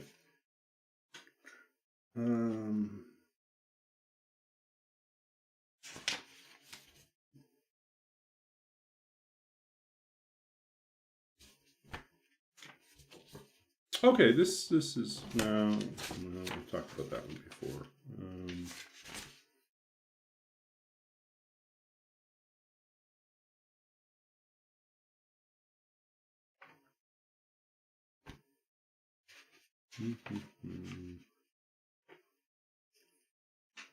So let's go back to your request here. You said, yeah, it's also very long-winded. Something that brings a fond memory. Okay, so I'll read this. This is actually in my... It's actually in the Lost Country of Sight,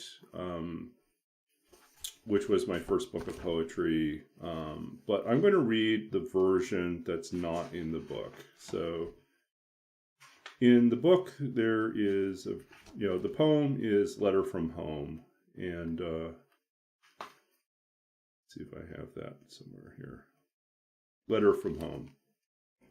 Yeah. And so the poem itself is the same as a very early version of it that I wrote.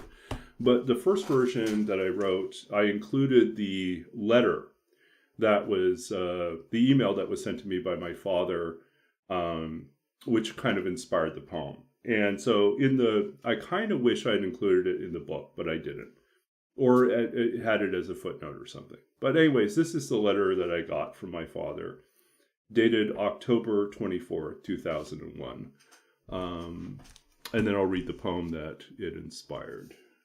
And where is my glasses? Okay. Okay. October 24th, 2001. Snowed yesterday and a bit last night. Rabbit tracks on the back lawn. Canadian geese honking around town like teenagers cruising Albert Street. Thinking of you, Dad. My father's words laid down like old shoes at a back door, worn out, gray, or that distant pale that night paints the world just before dawn. Not knowing how far this road goes on, moving in slow circles or sinking into crisp, unfathomed snow, my father's sleeping in long sighs, unaware of the way a line disappears at the edge of meaning, how few words he takes to recreate a world in the mind of a son longing for home. The last remnants of trees pulled from the earth stay hidden for years till the wind blows them free. So yeah, I got the letter. So 2001, I was working in Los Angeles at that time, and it was probably my second year in LA, and it'd been some of those years I did not go back for Christmas because of the timing of passport renewals. I had one passport renewal that was slightly delayed, and I couldn't book a flight to go. And then I had, there were some other issues. It didn't always work out that I could go home for Christmas. Some years it was just really expensive. The flights were really bad to go to Saskatchewan from California. And so, in fact, one year it was so bad that I half jokingly mentioned to my parents that it was cheaper to fly to Hawaii than it was to fly to Saskatchewan. At which point my parents looked at their air miles that they had accumulated and decided, you know what? That actually sounds like fun. Let's do that. And so we met in Hawaii instead.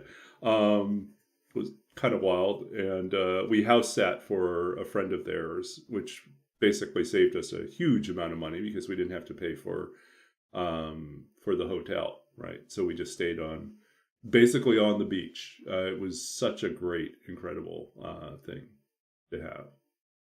Yeah. In fact, actually, on my desk right now, there is a photo of my father sitting on the beach looking out towards the ocean. It's a really, I have a few,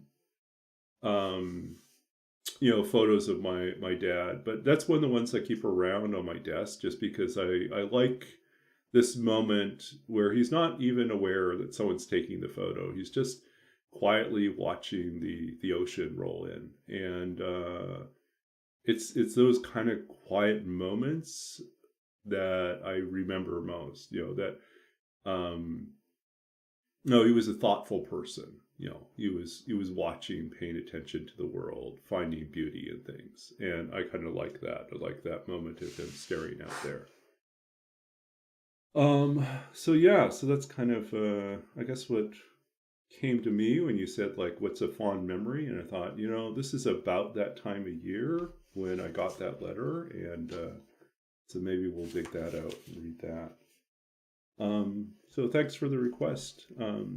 I think, like, if we get another request, we might read something from someone else, or if we get to actually we're getting close to the end of our stream time, so we'll finish cooking up these wolves, and then we'll probably wrap up, and we might read one more poem as a final wrap up.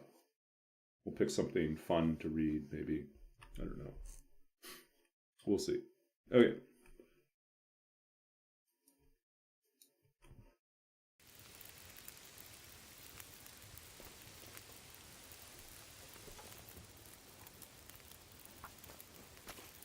Yeah.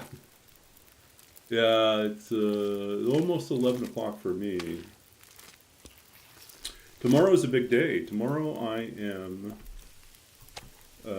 have a meeting, an online meeting with the director, the producer, the composer, the dramaturge for the opera that I'm working on.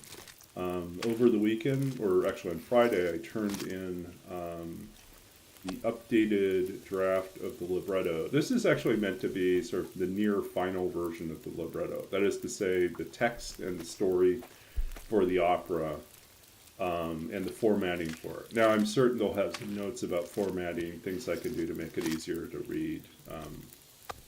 It's kind of new territory for me. I've usually not been responsible. Well, I haven't been responsible for doing layouts of the previous libretto was relatively short. It was a shorter opera. This one is, probably going to end up being around 75 minutes, I think, maybe. Could go up to 80. We'll see what the composer ends up doing.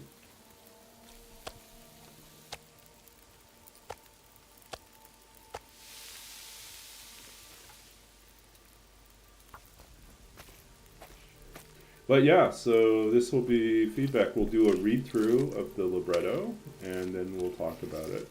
And then they'll tell me if anything needs to change. But I'm very excited to be, for me at least, I'm very excited to be close to the finish line, even if the composer still has lots of work left. Time to look for shelter. Okay, 4 minutes left. We're going to put the big one on here. We really should put these on pans, but I guess the other thing we could do is we could do this.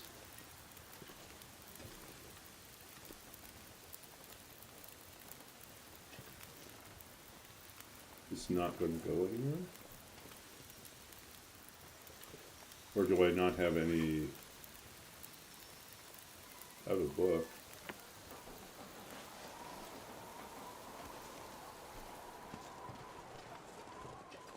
I'm gonna need to eat soon. Okay, we could do it this way.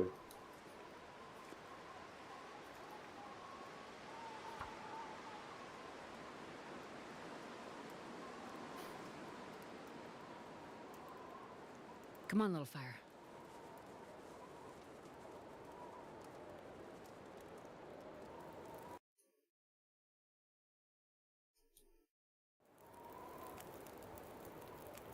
Perfect.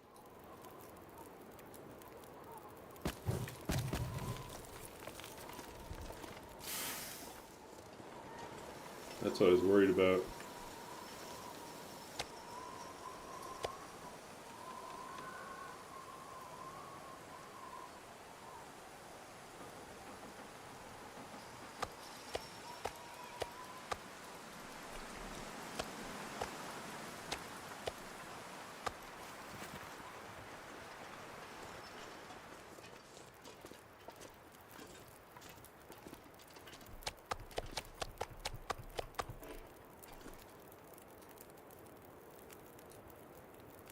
Okay.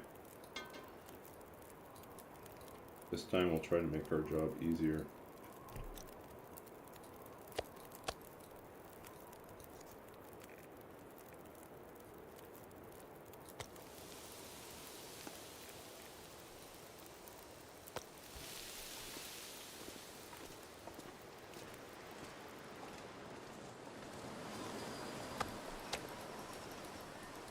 I wonder if I can drop any of this gear.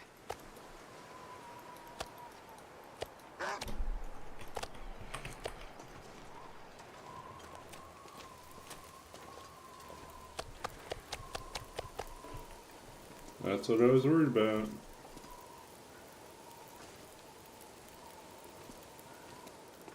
Where are you, buddy?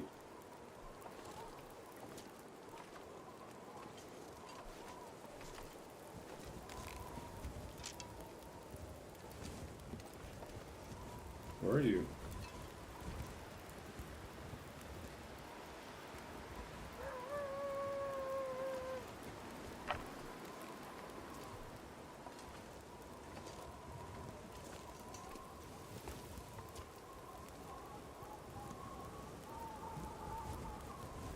I just saw you. Now where are you?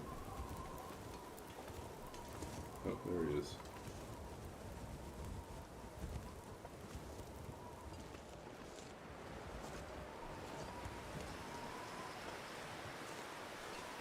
See, that's dangerous, right?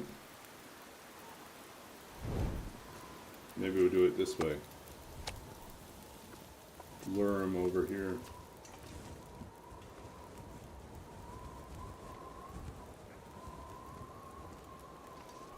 Come and get me. I'm not sure I can carry much more.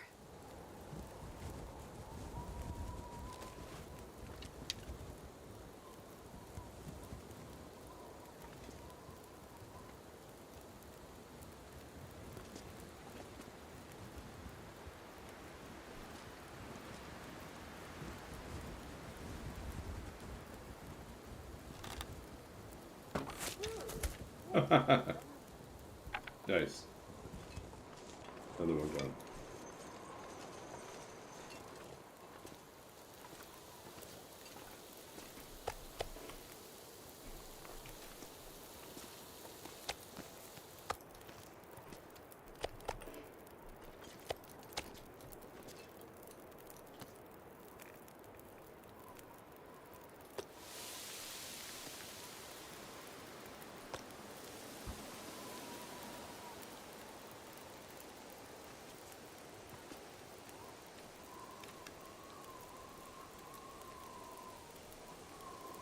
Okay.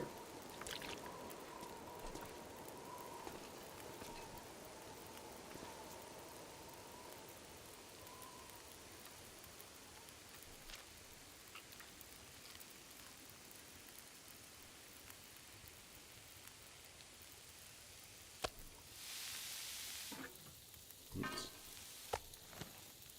This pack is getting kind of heavy.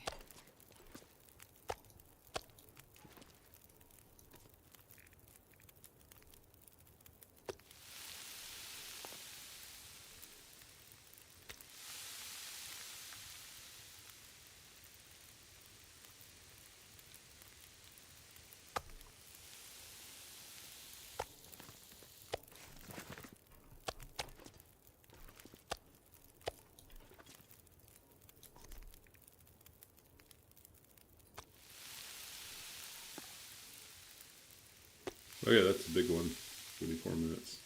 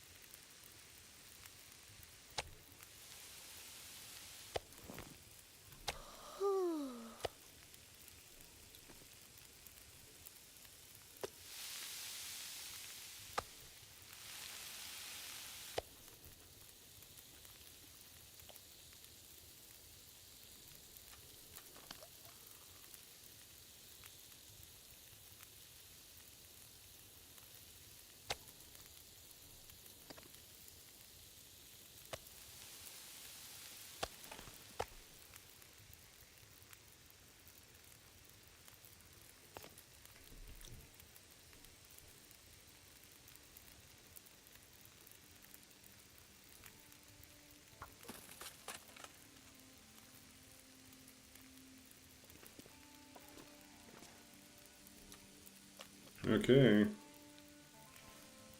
think we're going to just wrap up here. Good. So we are officially on day 43 with no bedroll. This is a new record.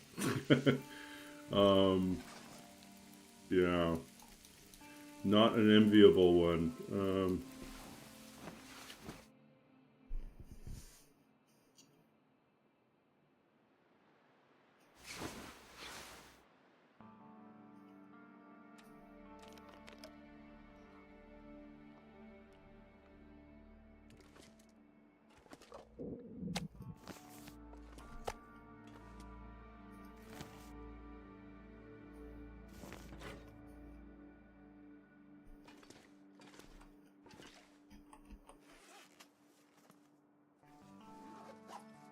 Okay, so I think we're good. I wonder if I We're can officially drop it day in this here. 43.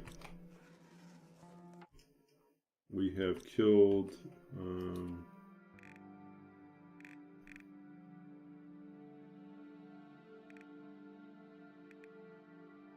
11 wolves.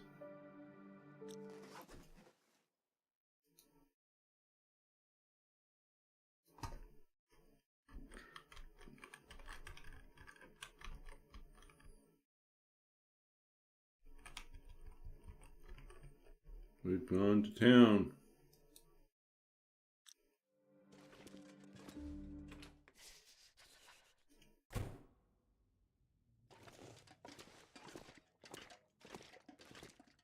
I guess the workbench is over here.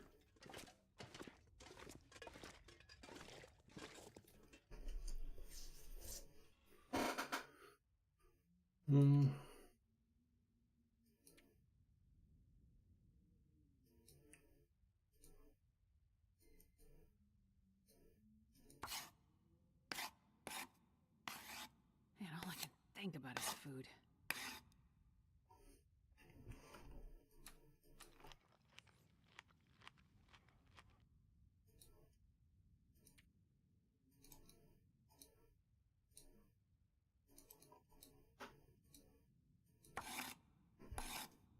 I'd eat anything right about now.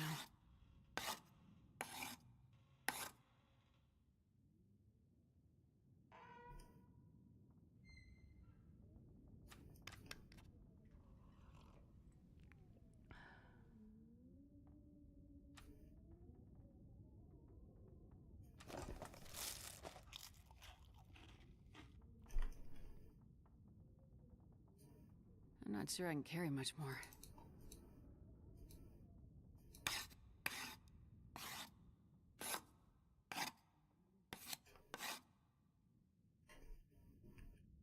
Okay, so we're now in a better position. We're not wearing out our bow because it's the only bow. Now we have 2 bows and it will alternate.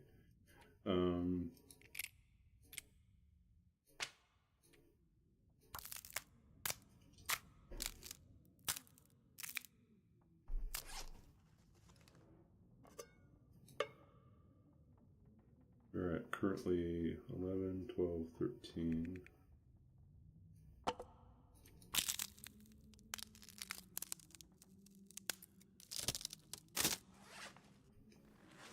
Guess we can make one more.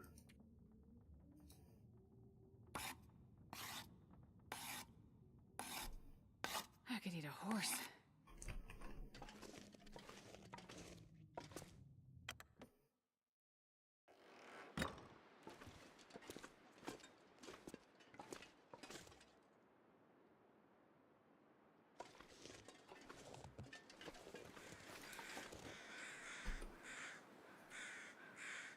We're much closer.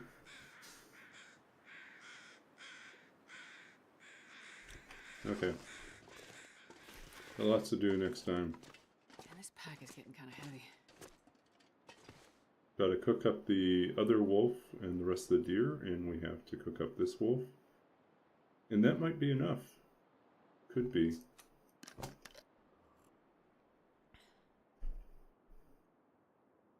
Okay, let's wrap up here. 44. We're officially in 44. Okay. So that's where we're at. So we're going to wrap up here. We're going to read one poem before we go. This time it is going to be...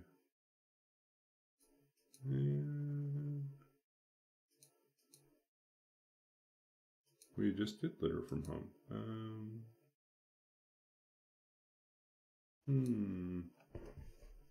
What do I feel like?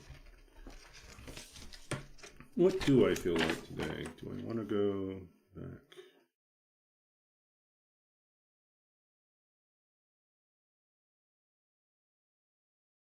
Ha.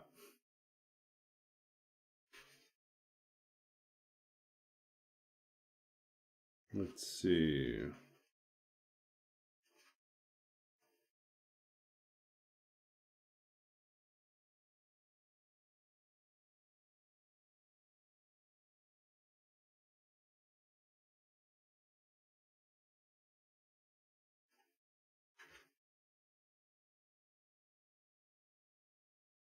We'll do another poem that is tied to October. This is also from my first book of poetry, The Lost Country at Sight, published by Inhinga Press, winner of the Philip Levine Prize in 2007. This poem is entitled, I Dream My Father on the Shore, and it's the last poem in the collection. It begins with an epigraph or a line from someone else's poem, from Wendell Berry, who writes, what I'm learning to give you is my death. I dream my father on the shore. Outside, beneath the light of late October's candled sky, the weave of ash and maple burns. We stand silent on the graveled shore. My father lifts his father's ashes from its urn, a strangely heavy thing, he seems to say, his arms swaying, then casting out into the long dark as if to throw a line, while we wait for some sound, a wave, whatever marks the distance between a father and a son. And when night comes, it comes without a tread, without a word, the stars flickering in their endless retreat, more distant and sure than before, do nothing while the shadows continue to fill the trees with their cast-off clothes. The harvest is long past. The apples have fallen to the orchard floors. Even my father, turning to go, is almost lost to the reeds already in his path, his figure no more than a pattern of light, a memory of a road that winds through the darkness to our waiting ride home. So this poem is kind of an amalgam, a mixture of a few different things.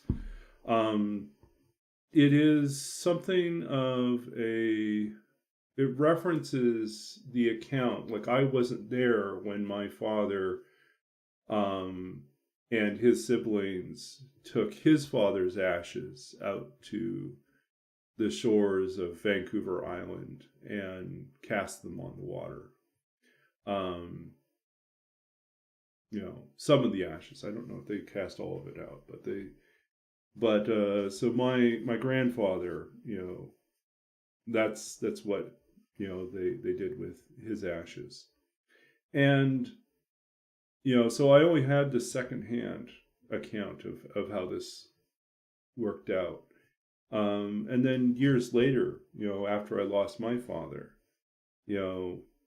I think as I was finishing off this book, I was haunted by that reported memory, how he told me about what had happened. And I thought about my own relationship with my father. I thought about the ways in which my father talked about his regrets, about never really, mending the relationship with his father, and how, in large measure, that drove him to want to forge a really good relationship with me, which I will say we did. We had an excellent relationship. As adults, we had an excellent relationship. As when I was young, he was always a fantastic father to me.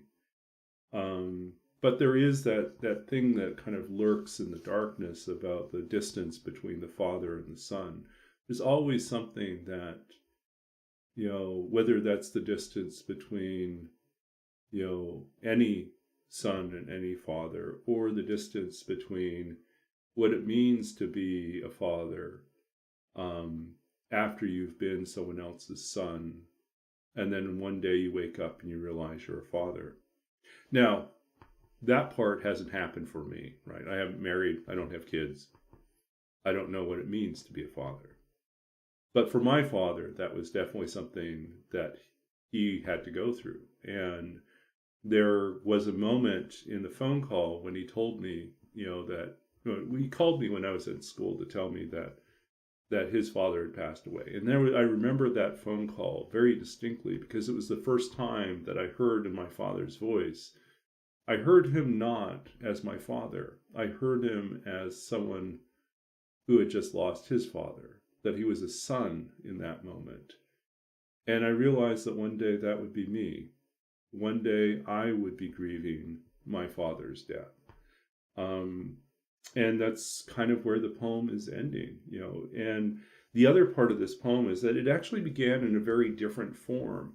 I was at a writing retreat, and I was given a prompt to write a ghazal, which is a type of it's in a Middle Eastern form, which works with couplets, and the last word of the second line in each couplet is supposed to be the same or some variation that kind of creates this parallel structure, and then you get to the very last couplet in which that word appears again. But the other thing that you have to do is you have to use your own name has to show up. Anyways, that was kind of the sort of the structure of this. It's a really interesting, challenging form because each of the couplets is supposed to stand on its own and yet somehow make sense altogether. So I started off writing like that. And then very quickly I realized the poem I was writing wasn't a ghazal. It was this thing. And so I ended up reshaping the whole thing. But in this poem, you can hear some of those rhythms and some of the parallel structure that takes its inspiration from this other form, even though in the end, the poem really doesn't look like, I guess you can't really see that. Way to go, blurry camera view. But anyways, it's more of a block, and so, yeah. Okay, so, but yeah, so in the end, like the inspiring line from, or the line that came from Wendell Berry, "What I'm learning to give you is my death," I think that was something that haunted me, when I was leaving to go, when I was 18, leaving home to go to university. And my father pulled me aside and said, "I have many different health conditions, and there is a good chance I will not be around, to see you in your later years." And that, and he was right and he was wrong. He was right that he was not going to be around. He was wrong about what was going to take him down in the end, because at the end it was something that none of us foresaw or anticipated. We didn't know about ALS. We didn't know about Lou Gehrig's disease. And so that kind of caught us all off guard, in